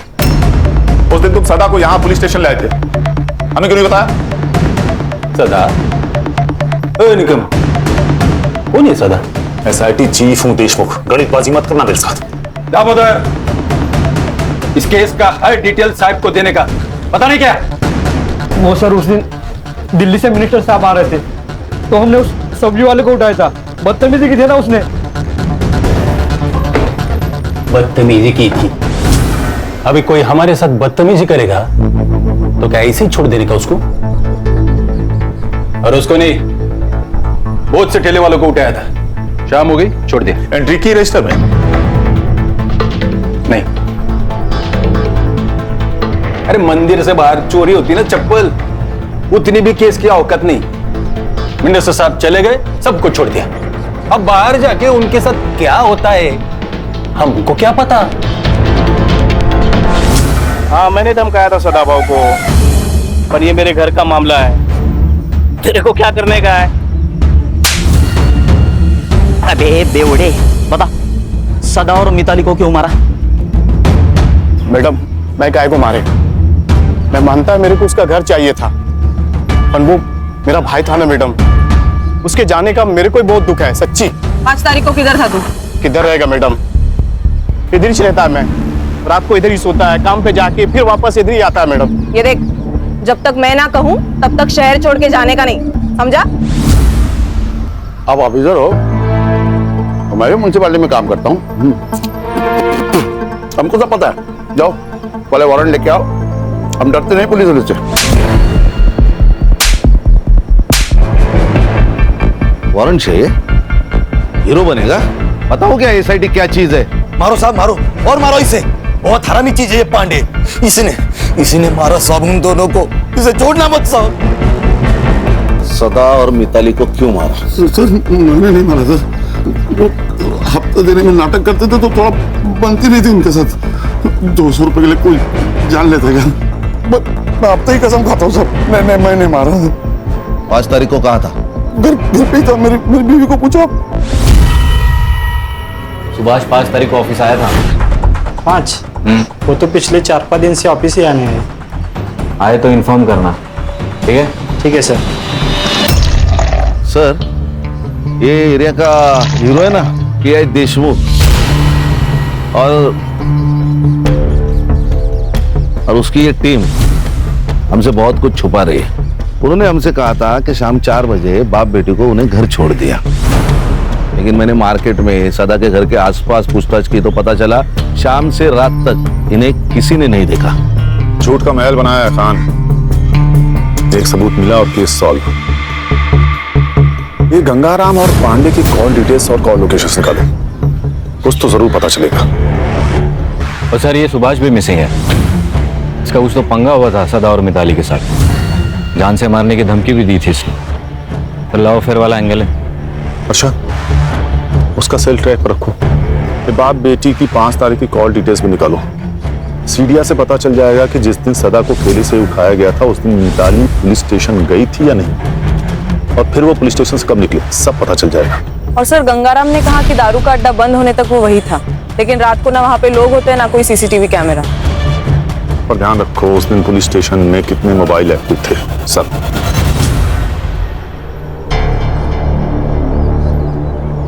ये स्कूल के वक्त होमवर्क की डेडलाइन होती थी ना, वैसा वाला फील आ रहा है मुझे। इसलिए एक सेकंड बहुत जरूरी है, प्रोडक्टिव रहना भी बहुत जरूरी है। अच्छा यस सर। ये उस रात जितने भी मोबाइल नंबर्स एक्टिव थे ना पुलिस स्टेशन में, उनको ट्रेस कर रही हूँ। सदा और मिताली उस दिन शाम को 4:30 बजे से रात को 1:30 बजे तक पुलिस स्टेशन में थे और फिर घर की ओर निकले। और सर बाकी के जो 2 नंबर्स है वो भी 5 तारीख को शाम को 4:30 बजे से 1:30 बजे तक पुलिस स्टेशन में थे। वो 2 नंबर्स है सुभाष पाटिल और उसके दोस्त महेश पवार के। ये कहानी तो खत्म होने का नाम ही नहीं ले रही खान। एक के पीछे एक नए किरदार की एंट्री होती जा रही है। सर हमारी कहानी क्या कम फिल्म है, हर मोड़ पे ट्विस्ट है। देखिए ना, ये सुभाष का फोन 1:30 बजे पुलिस स्टेशन में था, फिर बाहर गया तो वापस आया ही नहीं। अरे महेश का फोन 2 बजे तक वही था, बाहर गया फिर वापस पुलिस स्टेशन आया। ऐसा 2 बार हुआ। बाद में महेश का फोन स्विच ऑफ। सुभाष को रडार पे रखो। हो सकता है सुभाष और महेश ने मिलकर दोनों को मारा हो। लेकिन फिर रेप किसने किया सर? सुभाष या महेश? सर ऐसा भी तो हो सकता है कि ये सब गंगाराम ने किया हो। अपने भाई से बदला लेने के लिए उसने अपने भतीजी के साथ कुछ गलत किया हो। Hello hello sir. हाँ, उस सुभाष को उसके ऑफिस में पकड़ लिया सर। लेके आओ उसे। सर मैं भागा नहीं था, मैं मुंबई गया था मामा के घर पे। मामा के घर क्यों गया था? सर मेरा मामा आईसीयू में, कैंसर हुआ है, लास्ट स्टेज पर है। मैं इतना टेंशन में था सर कि मैंने ऑफिस में भी इन्फॉर्म नहीं किया। सब सोच के आए हैं आप वकील बाबू? सारा प्लान रेडी है आपका? हाँ? मतलब तूने मारा है मिताली और सदा को? तेरी गर्लफ्रेंड थी ना वो, मार्केट में सदा ने देखो चप्पल से मारा, उसका बदला लिया तूने, है ना? नहीं मैडम, मैंने किसी को नहीं मारा, और मेरा और मिताली का तो ब्रेकअप हो चुका था। 5 तारीख को कहा था? अरे सर मैंने कहा, मैं मुंबई में था हॉस्पिटल में। कहा था? सुभाष पापा को पुलिस लेके गई है। देख मिताली, मुझे तुझसे कोई बात नहीं करनी, और खबरदार अगर यहाँ पर कोई भी तमाशा किया तो। सुभाष प्लीज प्लीज मेरी मदद कर, मुझे तेरे अलावा कोई नहीं है, और वैसे भी वो तेरे बाबा जैसे ही है ना। जिसने पूरे मार्केट में मुझे चप्पल से मारा वो मेरे बाबा जैसे। सुभाष सुभाष प्लीज मेरी मदद कर।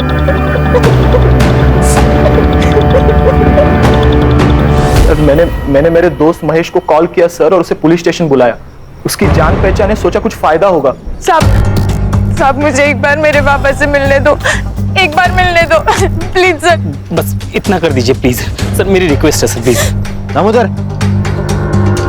और सर कुछ 1 घंटे बाद वो दीपाली मैडम बाहर आई, और उन्होंने मुझे उन दोनों के कपड़े लाने को कहा। क्यों? यही सवाल मैंने उनसे पूछा मैडम, लेकिन उन्होंने कहा कि खराब हो चुके लेके आओ, तो मैं लेके आया। लेकिन सर ऐसा उन्होंने 2 बार किया, मुझे कुछ समझ में नहीं आ रहा था। फिर सर थोड़ी देर बाद वो बाहर आए, मैंने देखा उनकी हालत बहुत खराब थी।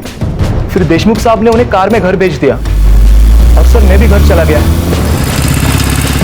और सर घर जाके मुझे मामी का कॉल आया और मैं मुंबई के लिए निकल गया। देखो वकील साहब, कानून के तिकड़म तुम भी जानते हो और हम भी जानते हैं। कहानी अच्छी बुनी है तुमने। नहीं सर, मैं सच कह रहा हूँ। सच तो ये भी हो सकता है कि तुम उनके पीछे गए और वहां जाकर उन दोनों को मार दिया। बदला बहुत बड़ा नशा है। क्यों? नहीं सर, मैं सच कह रहा हूँ, प्लीज मेरा यकीन करो।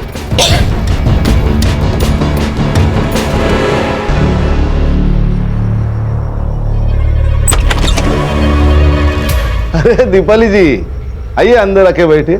ऐसे छुपकर कौन सुनता है, पता है ना? नहीं, वो मैं तो पूछने आई थी कि कुछ चाहिए हो तो बताना। फिलहाल तो थोड़ी सी प्राइवेसी दे दीजिए, कुछ चाहिए होगा तो बुला लेंगे। जी सर।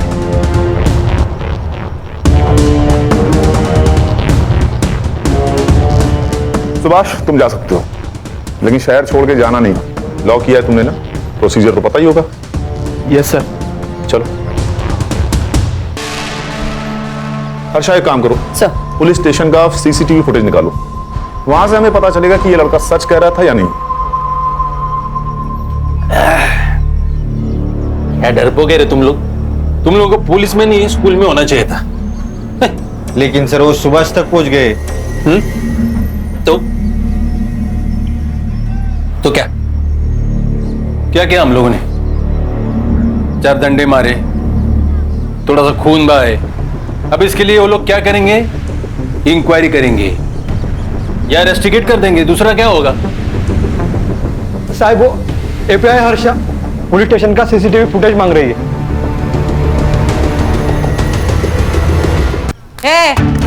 क्या है? क्यों चाहिए सीसीटीवी फुटेज? क्या साबित करना चाहती है? हमने मारा है? जा, मारा है हमने। क्या कर लेगी? रिस्पेक्ट से बात कर, एसआईटी से हम। तो क्या नाचू? हाँ, जा नहीं देते फुटेज। तेरे को जो उखाड़ना है ना उखाड़ ले, जा। एसआईटी, उठ। यहीं पे गोली मार दूंगा। आप लोग मेरे पुलिस स्टेशन में भूलने का नहीं है? आप लोगों से ज्यादा स्टॉक हमारे पास है। दामोदर,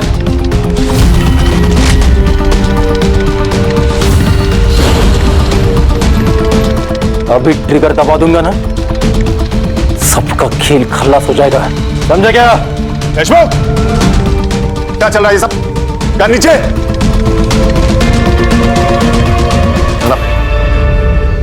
क्या सब?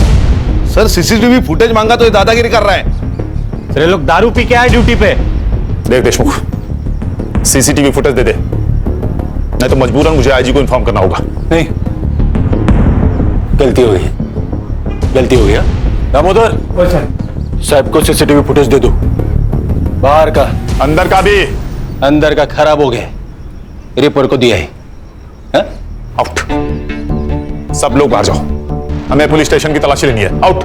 क्यों? तेरे बाप का पुलिस स्टेशन है? सच में ठोक दूंगा।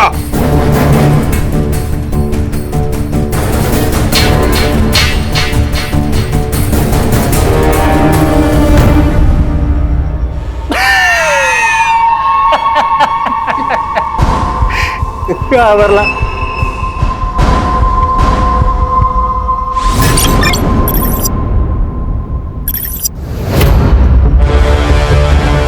मैं डीएम सर का पीए हूं और होम मिनिस्ट्री से आपके लिए ऑर्डर है। इसमें लिखा है कि जब तक ये केस सॉल्व नहीं हो जाता, ये पुलिस स्टेशन हमारे यानी एसआईटी के अंडर रहेगा। और ये भी लिखा है कि जब तक केस सॉल्व नहीं हो जाता, तुम सब इसमें हमारी मदद करोगे।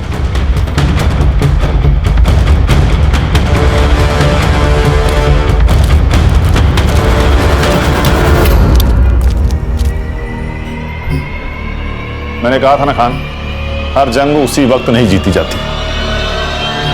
ये देखिए सर, 4:40 पर सदा को यहाँ लाया गया। उसके 20 मिनट बाद सुभाष और मिताली पुलिस स्टेशन पहुंचे और फिर कुछ ही देर में महेश भी अपनी बाइक पर आया और फिर 11 बजे महेश और सुभाष उन दोनों के कपड़े लेने बाहर गए और फिर वापस आए। ये 2 बार हुआ सर। सर फिर ये 1:30 बजे सदा और मिताली को पुलिस वैन से घर तक छोड़ा गया। उसके बाद सुभाष भी वहां से निकल गया, लेकिन ये महेश ये महेश अंदर बैठा था करीबन आधा घंटा। ये आधा घंटा अंदर कर क्या रहा था? और पोस्टमार्टम के हिसाब से सदा और मिताली की मौत रात 1:30 से 2:30 के बीच हुई। अगर दामोदर उस दिन उन दोनों को घर छोड़ने गया होगा तो बचे हुए 45 मिनट में ही सब कुछ हुआ होगा। Absolutely right. फॉरेंसिक टीम बुलाकर सारे रूम को अच्छे से चेक करो तुरंत। Yes sir.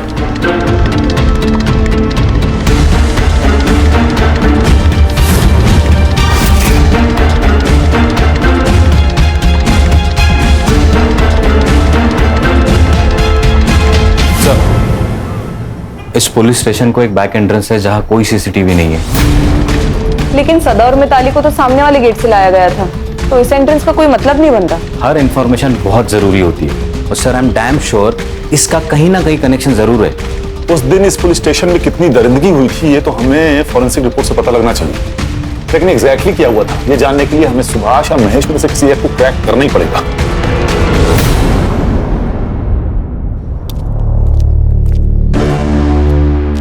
सर, एक बुरी खबर है।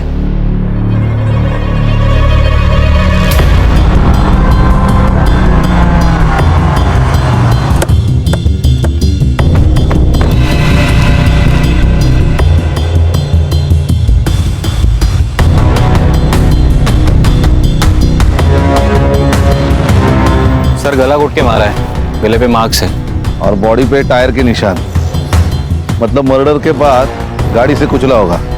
पीएम रिपोर्ट में आएगा death due to struggling and lung puncture. मतलब मिताली और सदा के पीएम के रिपोर्ट की तरह। एग्जैक्टली खान, सब कुछ सेम। इसका मतलब सुभाष को पता था कि खूनी कौन है, इसीलिए उसे उन्होंने ऐसे ही मारा जैसे मिताली और सदा को।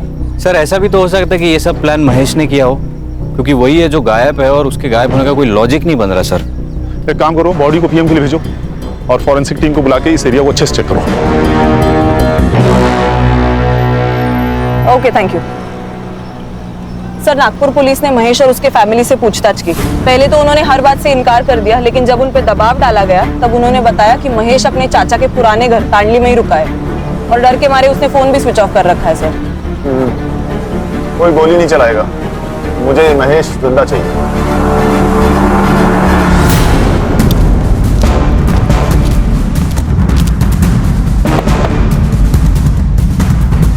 कौन है? अरे हम पड़ोसी हैं।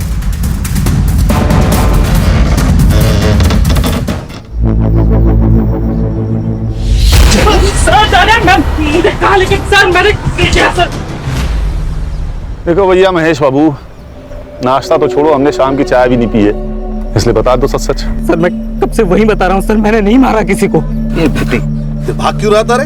छुपा क्यों था? सर मैं डर गया था सर, और मुझे पता था कि कोई भी लफड़ा हुआ तो सबसे पहले मैं ही फंसूंगा। और सर मुझे कनाडा में जॉब मिला है, वीजा मिलने से पहले कोई भी केस लगा तो मुझे वीजा नहीं मिलेगा, इसलिए मैं चुप के बैठा था सर।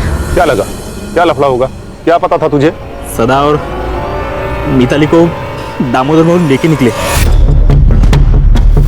उसके बाद सुभाष भी उनके पीछे निकला। मैंने सोचा मैं निकम से एक बार बात करके आता हूँ, इसलिए मैं पुलिस स्टेशन गया था। समझा उस बाप बेटी को? हाँ, अरे ऐसा पुलिस वालों से पंगा नहीं लेते, और खास करके देशमुख साहब के जैसे पुलिस वाले से तो बिल्कुल भी नहीं। आप टेंशन मत लीजिए, मैं बात करता हूँ उनसे। हाँ, वो तेरा वीजा आया क्या? नहीं, वो अभी प्रोसेस चल रहा है। आ जाएगा रे, टेंशन मत ले, मैं ही ना इधर। हाँ,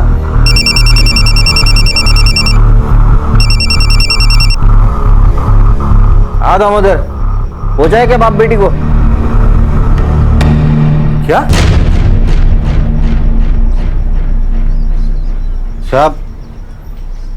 साहब वो बाप बेटी मर गए साहब।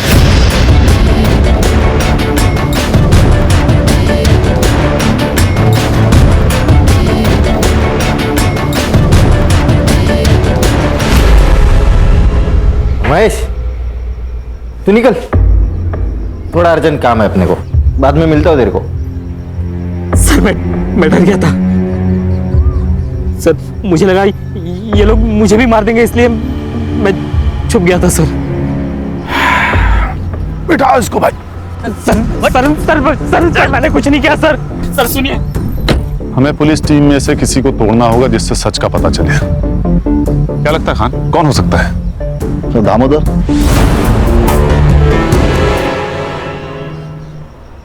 देखो दामोदर, कभी कभी हम ना चाहते हुए भी हादसे का शिकार हो जाते हैं। मैं जानता हूं तुम्हारे साथ कुछ ऐसा ही हुआ होगा। देखो महेश ने तुम लोगों के खिलाफ गवाही दे दी है, तो अब बचने का कोई चांस नहीं। हाँ, अगर तुम सरकारी गवाह बन जाते हो तो तुम्हारे लिए आसान होगा। बताता हूँ।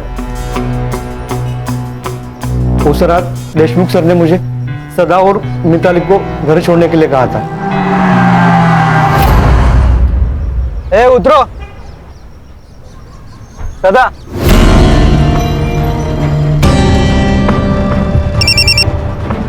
हाँ दामोदर, हो जाए क्या बाप बेटी को? लफड़ा हो गया। वो बाप बेटी दोनों मर गए। क्या? वो दोनों बाप बेटी मर गए साहब। एक मिनट रुक।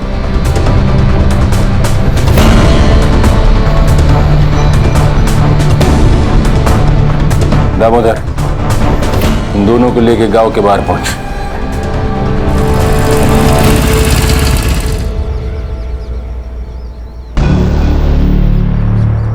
ए सुभाष, रुक।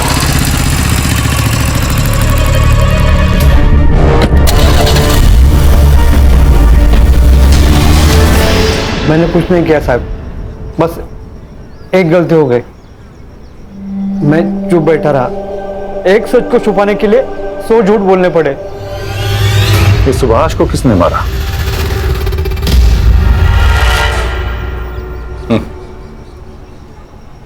सुभाष तक तो तुम पहुंच ही गए थे। उस दिन वो पुलिस जीप के पीछे पीछे चला गया था। मिताली और सदा के मौत की भनक लग गई थी उसको। एक ना एक दिन अपना मुंह खोल ही देता, इसलिए मैंने उसको। फिर मिताली का रेप किसने किया? Municipality officer Pandey. Deshmukh sir और पांडे दोस्त हैं। अरे वो 2 टके के बाप बेटी ने दीपाली पे हाथ उठाया था। सबक तो सिखाना ही था ना। और वो पांडे, वो मिताली के पीछे पड़ा ही था, इसलिए मैंने उसको फोन करके बुला लिया।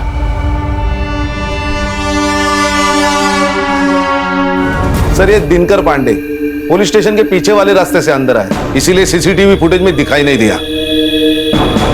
जरा भी शर्म बची है तुम लोगों में, या बिल्कुल ही बेच खाई है? अगर तुम लोग पुलिस वाले नहीं होते ना तो मैं 3rd डिग्री का इस्तेमाल करता।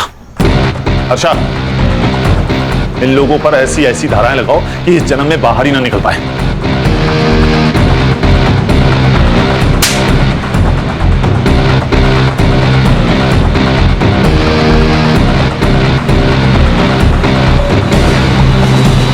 सच ही कहा है किसी ने, A great power comes with great responsibility।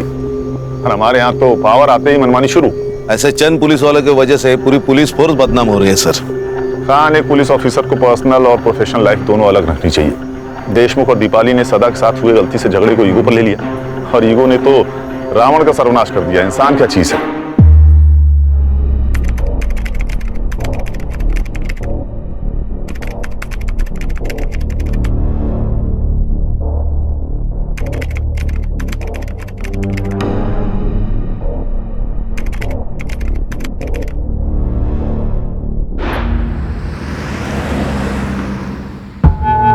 ये गिल्ट मुझे खाए जा रहा है। क्यों किया मैंने ऐसा? क्या हो गया था मुझे? ये भी तो एक क्राइम है ना। सब कुछ इतनी जल्दी में हो गया कि मुझे कुछ समझ में ही नहीं आया। और अब ये समझ नहीं पा रही हूं कि ये गिल्ट खत्म कैसे होगा। गिल्ट होना अच्छी बात है और अच्छा है कि तुम्हें गलती का एहसास है। बट टू बी फ्रैंक, मैं तुम्हारी मदद तभी कर पाऊंगा जब तुम मुझे खुल के बता पाओगे कि तुम्हारी गलती क्या है। मुझे लेट हो रहा है, मैं चलती हूँ।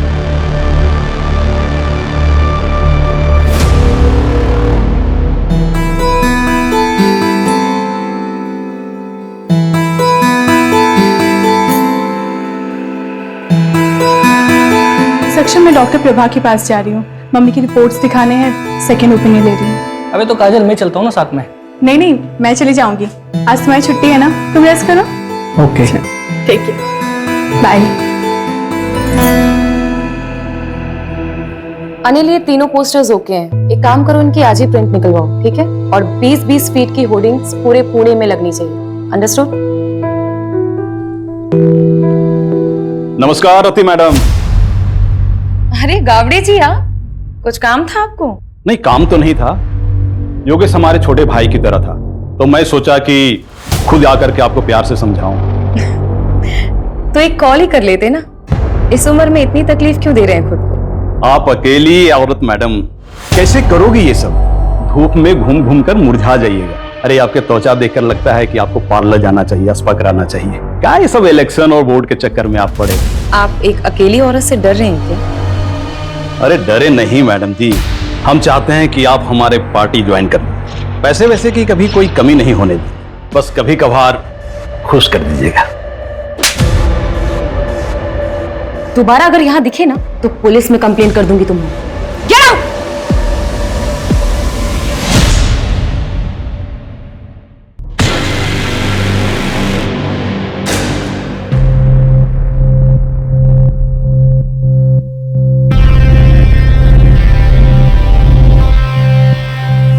रति, कब तक हम ऐसे छुप छुप के मिलते रहेंगे?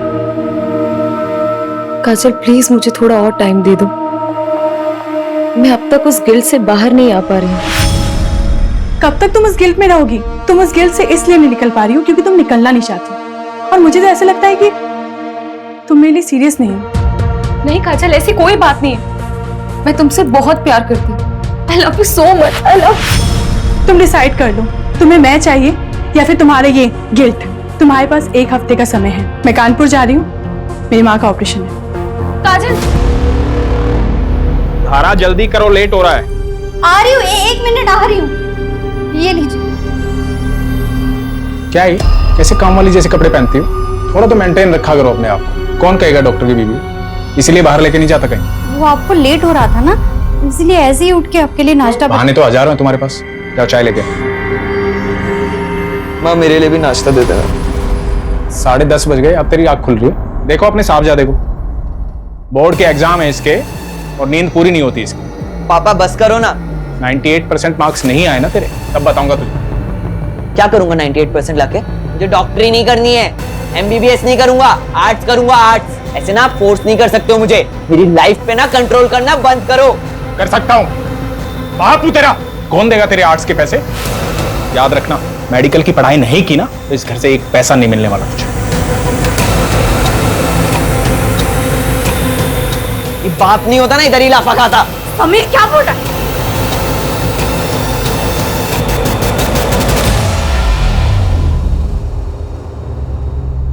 माता जी, ये दवाई मैंने लिखी है और ये हमारे कैंप की तरफ से फ्री है। जुग जुग जियो बेटा, तुम बहुत ही अच्छा काम कर रहे हो। भगवान तुम्हारी सारी मनोकामना पूरी करे।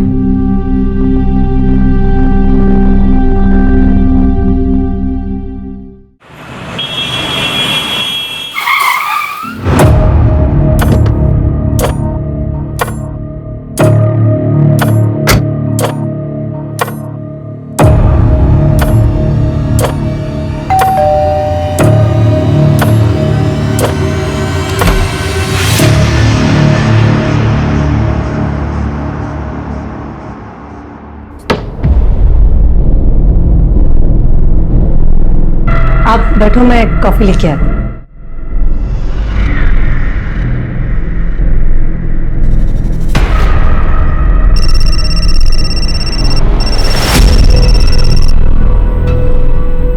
रवि, वो मैंने आपसे जो 2 लाख रुपए मांगे थे ना बैंक से निकालने के लिए, वो प्लीज लेके आना। सारा फालतू चीजों के लिए पैसे नहीं है मेरे पास, पहले भी कई बार बोल चुका हूँ मैं। रवि, आप अच्छे से जानते हो मैं पैसे वेस्ट नहीं करूंगी, मुझे जरूरत है इसीलिए मांग रही हूँ।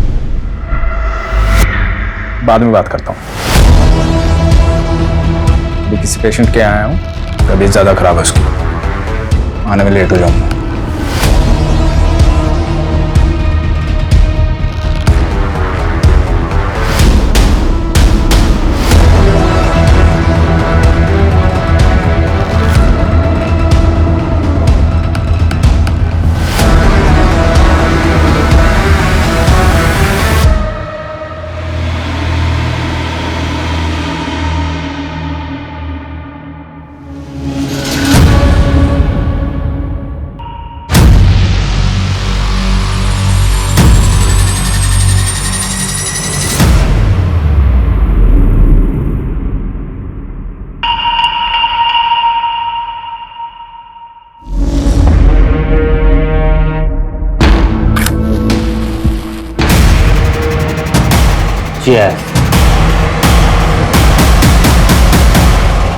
यार मेरी तो बस एक ख्वाहिश है, मुझे ना अपने बेटे को जोर से गले लगा के आई लव यू बोलना है। अरे रवि बाबू, आपके दुख की दवा तो आसान है। आप ना अपने बाप वाली ईगो ना साइड में रख के अपने बेटे को जोर से गले लगा के आई लव यू बोल दो। बिल्कुल। पर मेरे दुख की दवा नहीं है भाव, 28 का हो चला हूं पर कोई मिलती ही नहीं है। अरे ऐसा लुक्के के जैसा घूमेगा तो तेरे को कभी कोई नहीं मिलेगी। भाव आप तो लुक्के नहीं हो ना, तो आपके आगे पीछे क्यों नहीं घूमती 4-5 लाला है? मुझे लुक्का बोल रहे हैं। भाव मैं क्या बोल रहा था कि लड़की खड़ी है, शर्म नहीं आती तुम लोगों को? हाँ?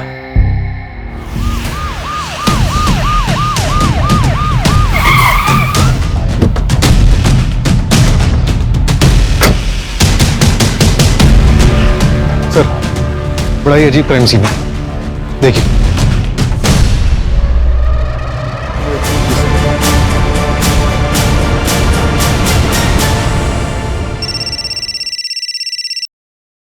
हेलो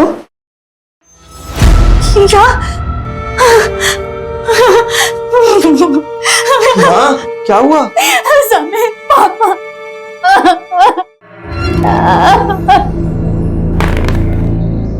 क्या बात है?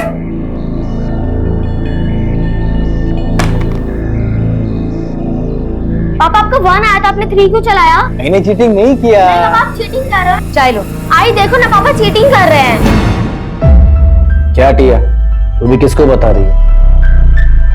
ये तो खुद चीटर है।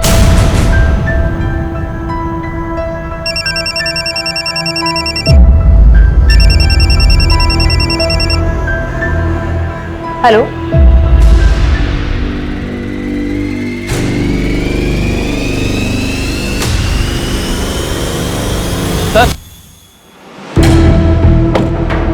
सर ये रवि की सीढ़ियाँ। किसका नंबर है?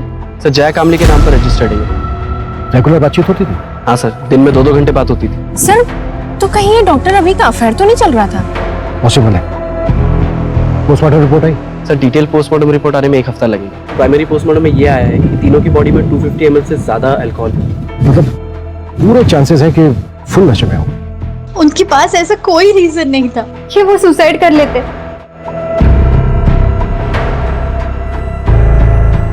क्या आप लोग इन्हें जानते हैं? नहीं नहीं सर। नहीं। क्या इसको जानते हैं? नहीं जानते सर। जया कामली, शायद नाम सुना हो। नहीं जानते सर। श्योर? जी।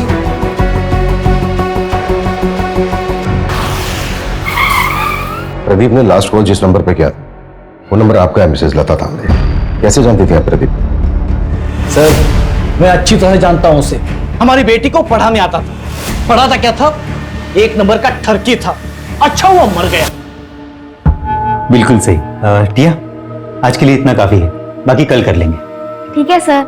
मुझे कुछ काम से बाहर जाना। ठीक सर। मेरे बेटी को हाथ कैसे लगाया तूने? मेरे बेटी को हाथ लगाया कैसे तूने? विनय मैं तो सिर्फ पढ़ा रहा था। मैंने मेरी आंखों से देखा तू क्या कर रहा था। निकल मेरे घर से, निकल जा मेरे घर से। विनय, मेरे बेटी के आसपास भी दिखाई दिया ना तो जान से मार दूंगा तुझे मैं। ये टिया के साथ यहाँ गंदी गंदी हरकतें कर रहा है। मोबाइल पे बैठे बैठे खेलती रहती है वो। क्या बकवास कर रहे हो तुम? अच्छा मैं बकवास कर रहा हूँ और तुम जो कर रहे हो बहुत अच्छा कर रही हो तुम।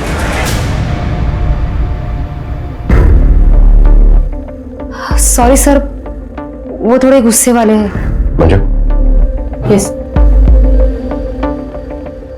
इन दोनों को देखिए, कभी आपने प्रदीप के साथ देखा है इन दोनों को? जानती हैं आप इन्हें? नहीं, मैंने नहीं देखा। प्रदीप की फैमिली में से जानती है किसी को? क्योंकि हम उसके घर पे गए थे, घर पे ताला लगा हुआ था और नेबर से भी हमें कोई खास इन्फॉर्मेशन नहीं मिली। नहीं सर, उसने कभी कुछ बताया नहीं। शायद वो अकेला ही रहता था।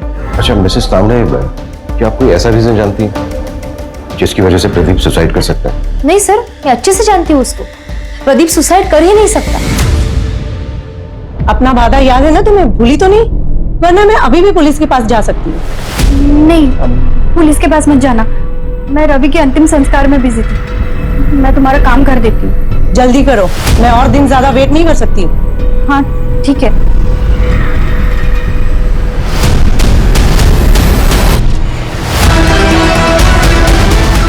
क्या इसको जानते? नहीं sir. Doctor, I am really worried for Rati. उसके पीए को भी कॉल किया था पर उसे भी नहीं पता वो कहाँ है। कुछ दिन की छुट्टी बोल करके गई थी। हाँ, आज रति का सेशन था पर वो आई नहीं। टू बी ऑनेस्ट, मैं खुद भी उसके लिए थोड़ा वरीड हूँ, स्पेशली लास्ट सेशन के बाद। मुझे पता था कि यही होगा। आप कितना भी भाग लो लेकिन आपके कर्म आपको ढूंढ ही लेते हैं, इसलिए मेरे साथ ये सब हो रहा है। काजल भी मुझे छोड़कर चली गई, कुछ बचा ही नहीं मेरी जिंदगी में, कुछ भी नहीं। मैंने उसे बहुत समझाया था लेकिन वो मेरी बात समझने के लिए तैयार ही नहीं थी। अगर आपसे वो कांटेक्ट करती है ना तो आप प्लीज मुझे कॉल करके बता दीजिएगा। ओके।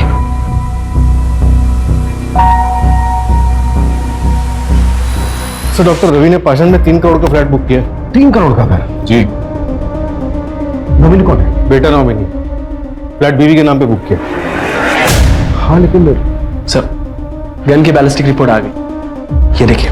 थोड़ी सी शॉकिंग है, रवि के पास जो गन थी उससे एक भी बुलेट नहीं निकली। प्रदीप और जो अननोन विक्टिम मिला है उनके गन से एक बुलेट निकली। लेकिन गोली तो तीनों को लगी।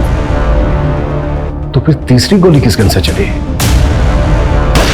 सर, अननोन विक्टिम के हेड में जो गोली मिली उसकी बैलिस्टिक रिपोर्ट बन रही है। 2 दिन में गन का पता चल जाएगा। इसका मतलब साफ है कि वहां पर कोई चौथा भी था। मुझे शुरू से ही लगा कि वहां पर एक औरत भी थी जिसकी चूड़ी मिली थी हमें, और वो औरत वो यही हो सकती। इंस्पेक्टर बिल्लू सिंह रिपोर्टिंग साहब। चले। ए शामराव, लेकर जाओ इसको।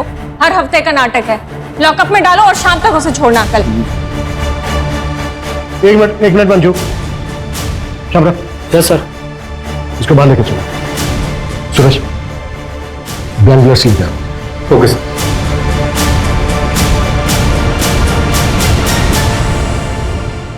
चल पकड़। गन? निशाना लगा उसमें। निशाना? घबरा मत, निशाना लगा। शाबाश। हाँ, लगा निशाना।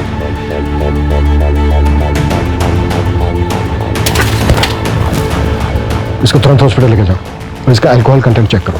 क्विक। चलो चलो। मान लेते हैं ये है मिस्टर एक्स। मिस्टर एक्स के राइट हैंड में गन थी। मिस्टर एक्स ने प्रदीप को शूट किया। प्रदीप के राइट हैंड में गन थी। प्रदीप ने रवि को शूट किया।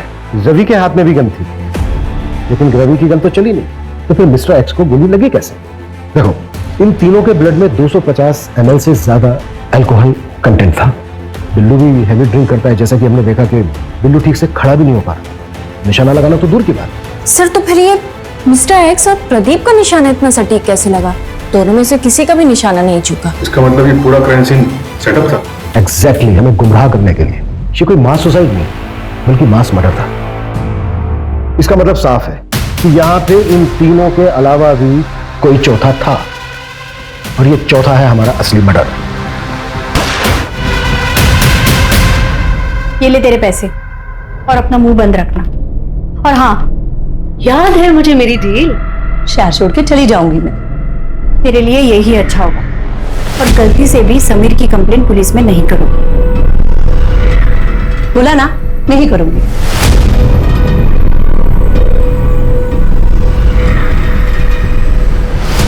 सर, मैंने डॉक्टर रवि की वाइफ धारा के कॉल रिकॉर्ड चेक किया। उसमें एक नंबर मिला है जो जया कामली के नाम पर रजिस्टर्ड। ये उसका दूसरा नंबर है।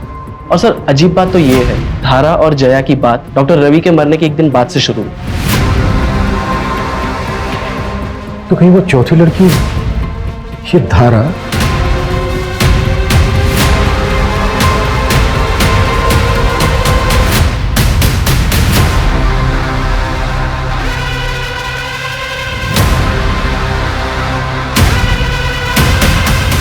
जी, मैं जानती थी जया को। उसका रवि के पास इलाज चल रहा था। उसने रवि की मौत के बाद सांत्वना देने के लिए फोन किया था। जी।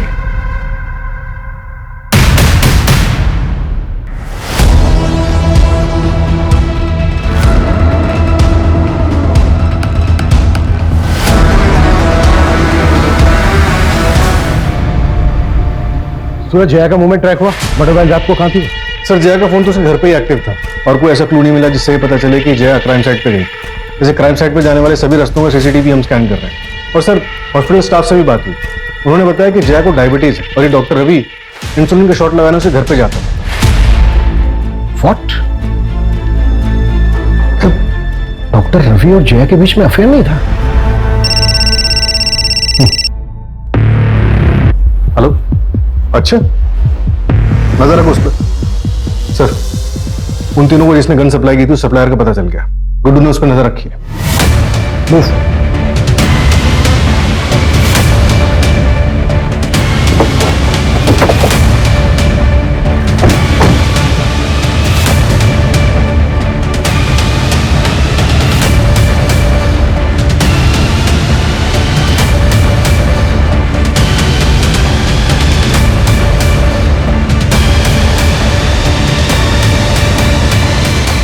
हो गया ना आज का कोटा पूरा? इन तीनों को गन तूने ही सप्लाई की थी, इसको जानता है तू?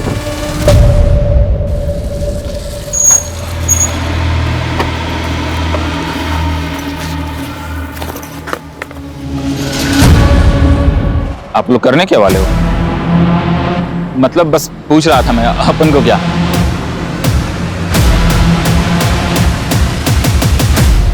आलू?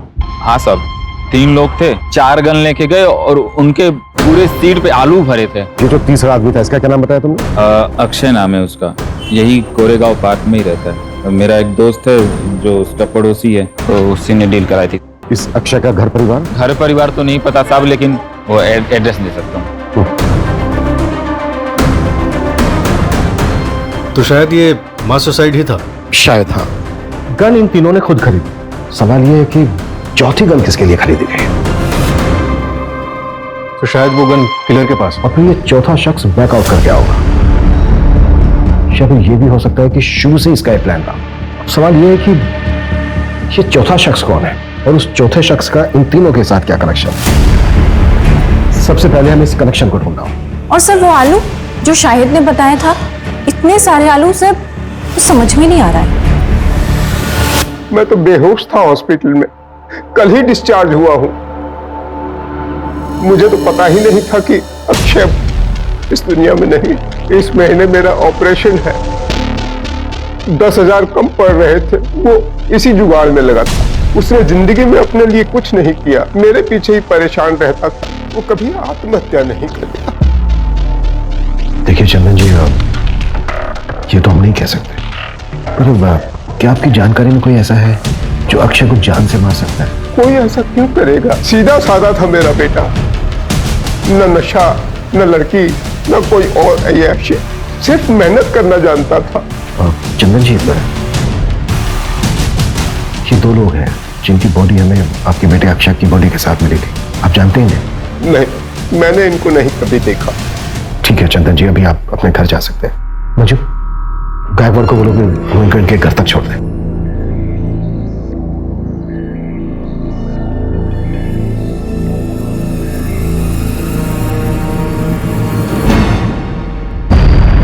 सर, अक्षय की मौत जिस बुलेट से हुई है वो मैच हो गई। और सर उस गन की बैलिस्टिक रिपोर्ट अक्षय की बॉडी से मिली गई बुलेट की बैलिस्टिक रिपोर्ट से मैच हुई। किस गन के साथ? सर ये सेम गन एक और क्राइम में भी यूज हुई। क्या क्राइम था? चौंकाने वाली बात है सर, ये क्राइम 14 अप्रैल की रात को 1:30 बजे के करीब हुआ था। ये दोनों मौतों के बीच में 1 घंटे का फासला था। जरूर ये दोनों क्राइम आपस में लिंक है सर। हो सकता है। क्राइम क्या? सर एक औरत ने सुसाइड कमिट किया, उसी के घर में उसी की लाश 4 दिन बाद मिली। रति जादव नाम था, कॉपरेटर योगेश यादव की बीवी। कॉपरेटर योगेश यादव? हाँ सर, और उसकी बीवी रति यादव, ये भी इलेक्शन लड़ने वाली है। वो चौथी औरत रति थी। रति के केस में ना और कंफ्यूज कर दिया है। 3 आदमी, 1 औरत। आखिर ये करना क्या चाह रहे थे? रति के हस्बैंड ने सुसाइड किया और बाकी के 3 विक्टिम। तो ये सब कुछ रति के पास से तो नहीं जुड़ा हुआ है? फिलहाल हमारे लिए यही जानना जरूरी है कि इन चारों का आपस में लिंक क्या था।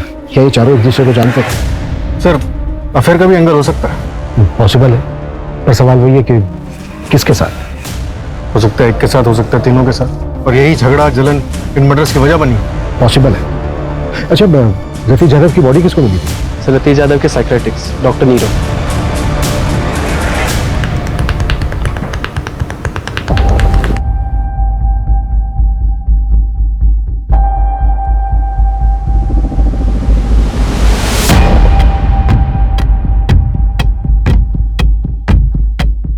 हेलो सर, रियली सॉरी, आप लोग काफी टाइम से वेट कर रहे हैं क्या? नहीं, इट्स ओके।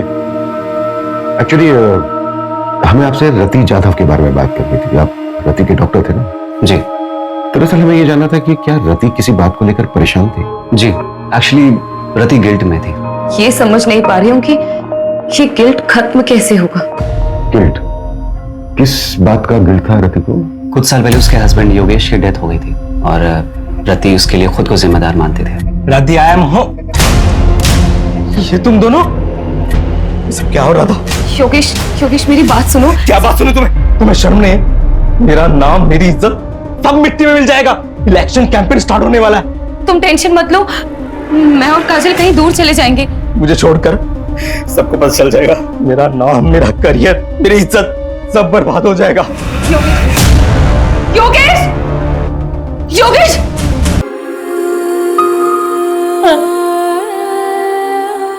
सर ये सब सच है। सर हमारे रिलेशन को कोई नहीं समझता। फैमिली और सोसाइटी के प्रेशर में हम दोनों ने शादी तो कर ली, लेकिन हम अपने अपने हस्बैंड के साथ खुश नहीं थे। हमने भागने का प्लान बनाया था। सब वो अब्रॉड जाने के लिए तैयार तो हो गई थी, लेकिन उसको वो गिल्ट खाया जा रहा था। अब्रॉड जाने के लिए? और वो इलेक्शंस? सब वो ये सब कभी नहीं करना चाहती थी। वो तो योगेश के शुरू किए हुए प्रोजेक्ट्स को कंप्लीट करना चाहती थी। उसके बाद ईयर एंड में हमारा कनाडा जाने का प्लान था। अब कनाडा सेटल होने का प्लान था। वहाँ की एक यूनिवर्सिटी में मैंने पीएचडी का फॉर्म भी फिलअप कर दिया था। सब कुछ ठीक चल रहा था, सब कुछ। लेकिन उस दिन हमारे बीच झगड़ा हो गया। कब तक तुम उस गिल्ट में रहोगी? और मुझे तो ऐसा लगता है कि तुम मेरे लिए सीरियस नहीं हो। नहीं काजल, ऐसी कोई बात नहीं है। I love you so much, I love. और मैं कानपुर चली गई। सब मेरी गलती है सर।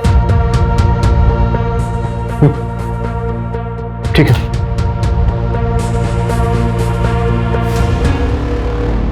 सर, प्रदीप ने मार्केट से 10 लाख रुपए उठाए थे और सर प्रदीप की लोकेलिटी में एक ज्वेलरी शॉप है। उसने वहां से 20 लाख के गहने ऑर्डर किए थे और सर उसने दुकानदार से कहा था कि वो अपनी बेटी के फ्यूचर के लिए इन्वेस्टमेंट करना चाहता है। कहाँ है उसकी बेटी? सर मैंने पता किया है, 13 साल पहले प्रदीप को एक बेटी पैदा हुई थी, लेकिन सर बच्चे को जन्म देते समय उसकी वाइफ की मौत हो गई थी। और सर उस नर्सिंग होम के रिकॉर्ड्स पता करते हुए हमें एक जाना पहचाना नाम मिला है, जिसने उस वक्त उसी नर्सिंग होम में एक मरे हुए बच्चे को जन्म दिया था। कौन?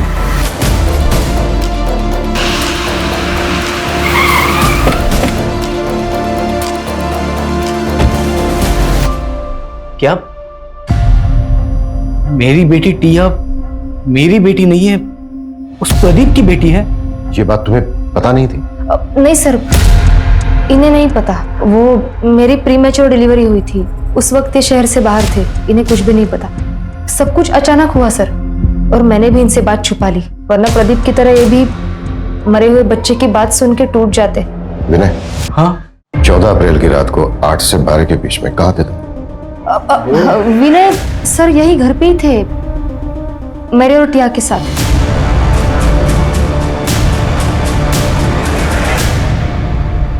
सर, रति के बैंक रिकॉर्ड्स चेक करके पता चला है कि कनाडा की एक यूनिवर्सिटी में उसे 30 लाख रुपए की फीस भरी थी और अगले महीने उसे 70 लाख रुपए और भरने थे। प्रदीप ने 20 लाख रुपए के गहने ऑर्डर किए थे और डॉक्टर रवि ने 3 करोड़ का फ्लैट बुक किया। ये लोग इतने बड़े इन्वेस्टमेंट कर रहे थे, जबकि इनके अकाउंट में पेमेंट करने के लिए पैसे नहीं थे। ये भी तो हो सकता है कि पैसा कहीं से आने वाला हो इनके पास, और ये बात पहले से किसी को पता है। सर रवि को मारने के लिए धारा, जया और समीर सबके पास मोटिव था। और तो और सर, प्रदीप को मारने के लिए विनय के पास भी मोटिव था। और रति पॉलिटिकल फिगर थी, हो सकता है उसका कोई दुश्मन बन गया। थप्पड़ बहुत महंगा पड़ेगा मैडम जी। तुम्हारी यूनिवर्सिटी की फीस है 1 करोड़ रुपए। सतीश 30 लाख रुपए भर चुकी थी, राइट? जी। बाकी के बचते हैं 70 लाख रुपए, लेकिन रति के बैंक अकाउंट में 70 लाख रुपए थे नहीं, तो फिर वो बाकी के पैसे कहां से भरने वाले थे? नहीं काजल, लोन लेने की जरूरत नहीं है। मुझे पैसे डबल करने की एक अच्छी स्कीम मिल गई है, जिससे हम अपनी फीस भी भर सकते हैं। जितनी बड़ी रकम उतना बड़ा इनाम। ऐसी कौन सी स्कीम है? तुम ऐसे चक्रों में क्यों पड़ रही हो? काजल ऐसा कुछ भी नहीं है, मैंने सब क्रॉस चेक किया है, सब जेन्युइन है, डोंट वरी। तुम ट्रस्ट करते हो ना मुझ पे? पैसे दुगने करने वाली स्कीम? एक मिनट, तुम इसके बारे में और क्या क्या जानती हो? रति ने मुझे बस इतना ही बताया था। बेटा मैंने मम्मी को मैसेज कर दिया है, अब मम्मी से ले लो पैसे।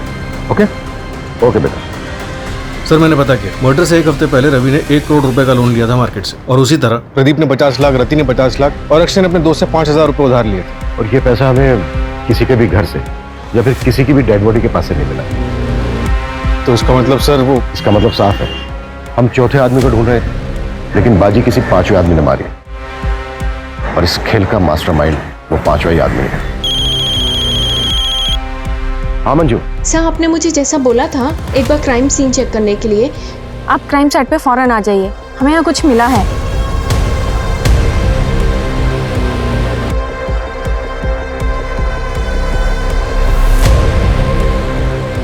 सूरज,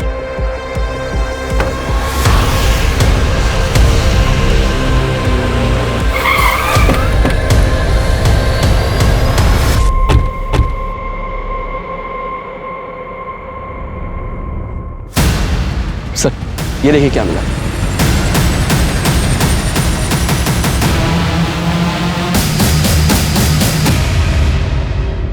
ये चल क्या रहा है यार? जमीन के अंदर मटकों में आलू। गन सेलर शाहिद ने उन तीनों को गन बेचते वक्त उनकी कार में बहुत सारे आलू देखे थे। Right sir. 4 डेड बॉडीज, इतने सारे सस्पेक्ट्स, पैसा दुगना करने की स्कीम। मुझे पैसे डबल करने की एक अच्छी स्कीम मिल गई है। मास सुसाइड करने का नाटक, और ये जमीन के अंदर इतने सारे मटकों में दबे हुए आलू। सूरज, हमें उस 5वें आदमी को जल्द से जल्द ढूंढना होगा, लेकिन फिर वही सवाल कि वो 5वां आदमी है कौन और कहाँ है? सर जैसे आपने बोला था, मैंने वो लाइन जितनी बड़ी रकम उतना बड़ा इनाम, उसके बारे में ऑनलाइन सर्च किया तो 10 साल पुराना एक केस गोरखपुर का मिला है। ये रही उसकी फाइल।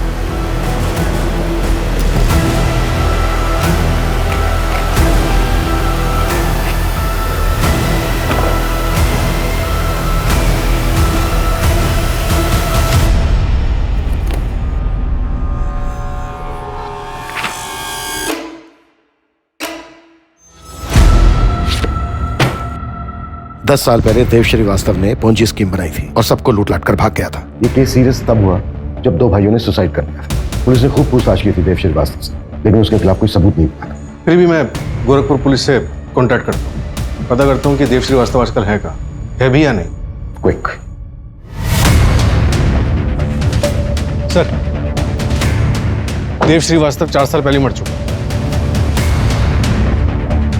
एक और डेड है? नहीं सर, देव का एक बेटा है जो 2 साल पहले यहीं पुणे में शिफ्ट हुआ था। इसका हमारे किसी सस्पेक्ट के साथ कोई कनेक्शन है? हाँ सर, ये देखिए।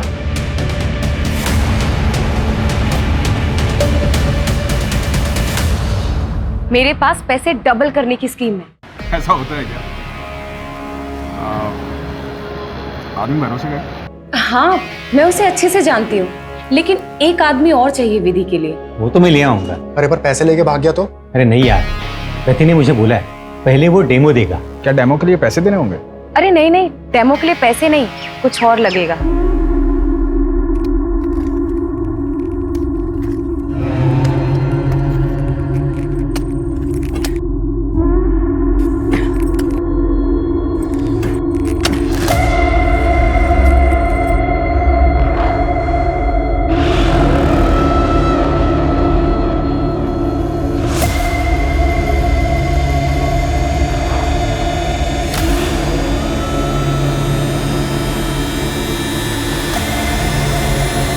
अब क्या करना है?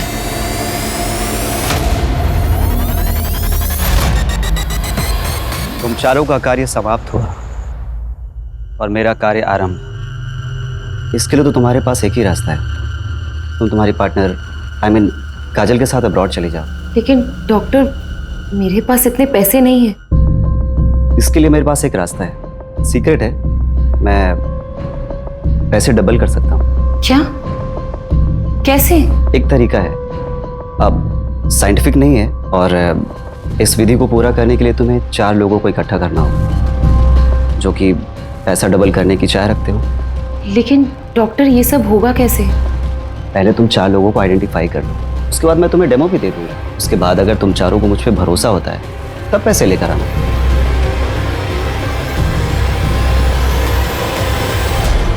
मुझे वरदान है कि मैं जरूरतमंद लोगों के पैसों को दोगुना कर सकता हूँ।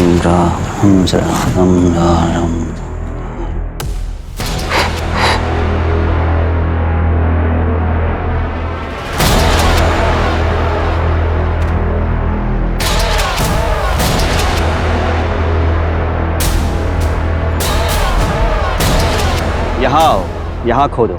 सच क्या है खुद ब खुद पता चल जाए।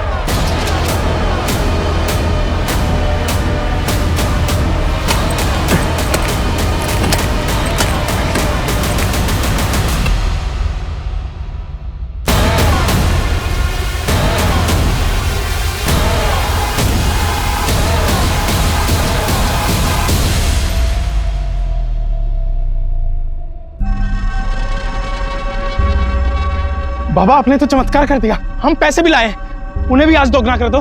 पैसों को दोगुना करने के लिए इससे भी मुश्किल विधि करनी पड़ी। मैंने रति को बताया था, इसके लिए शस्त्र की भी पूजा होती है।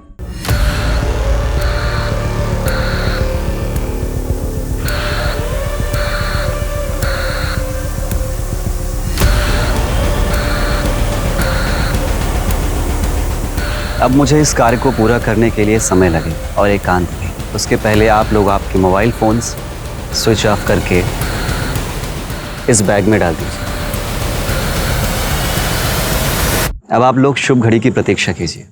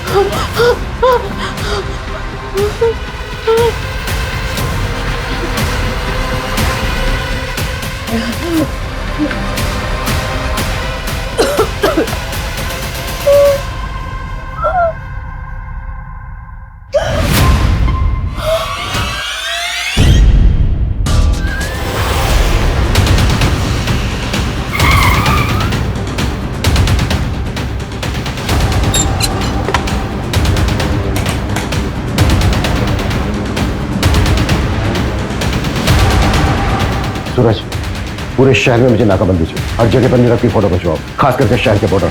क्विक।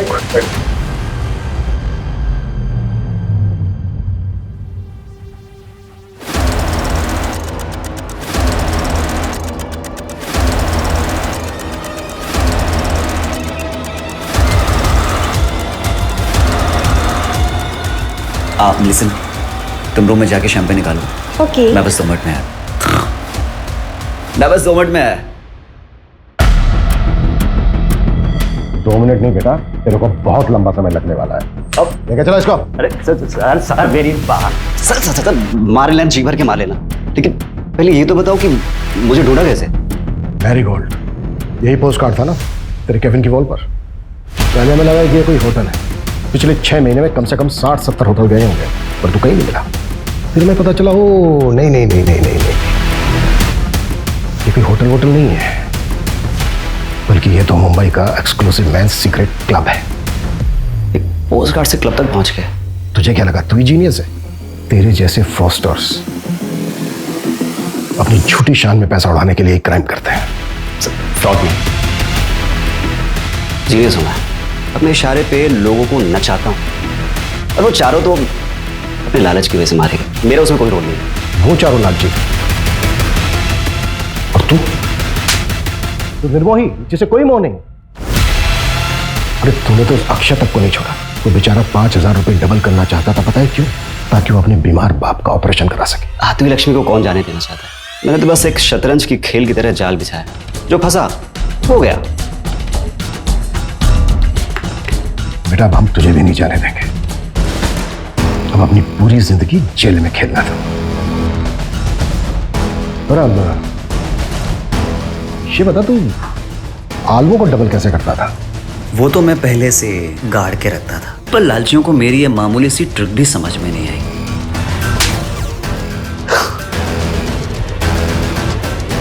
नीरव को कोर्ट ने आईपीसी की धारा 302 एंटी सुपरस्टिशन और ब्लैक मैजिक के तहत दोषी पाया और 14 साल की सजा सुनाई। लालच एक ऐसी बला है जिसमें आदमी सब कुछ भूल जाता है, अपनी सुध बुध कमा बैठता है। तीनों पढ़े लिखे लोग अच्छी सोसाइटी से थे, चाहते तो मेहनत करके खूब पैसा कमा सकते थे, पर नहीं, सब कुछ भूल भाल कर जल्दी जल्दी पैसा कमाने के चक्कर में अंधविश्वास में फंस गए। फिर मुलाकात होती है एक और केस के साथ। जय हिंद। क्राइम पेट्रोल्स के और भी दिलचस्प कहानी देखने के लिए हमारे चैनल को सब्सक्राइब करें और बेल आइकॉन दबाना न भूलें।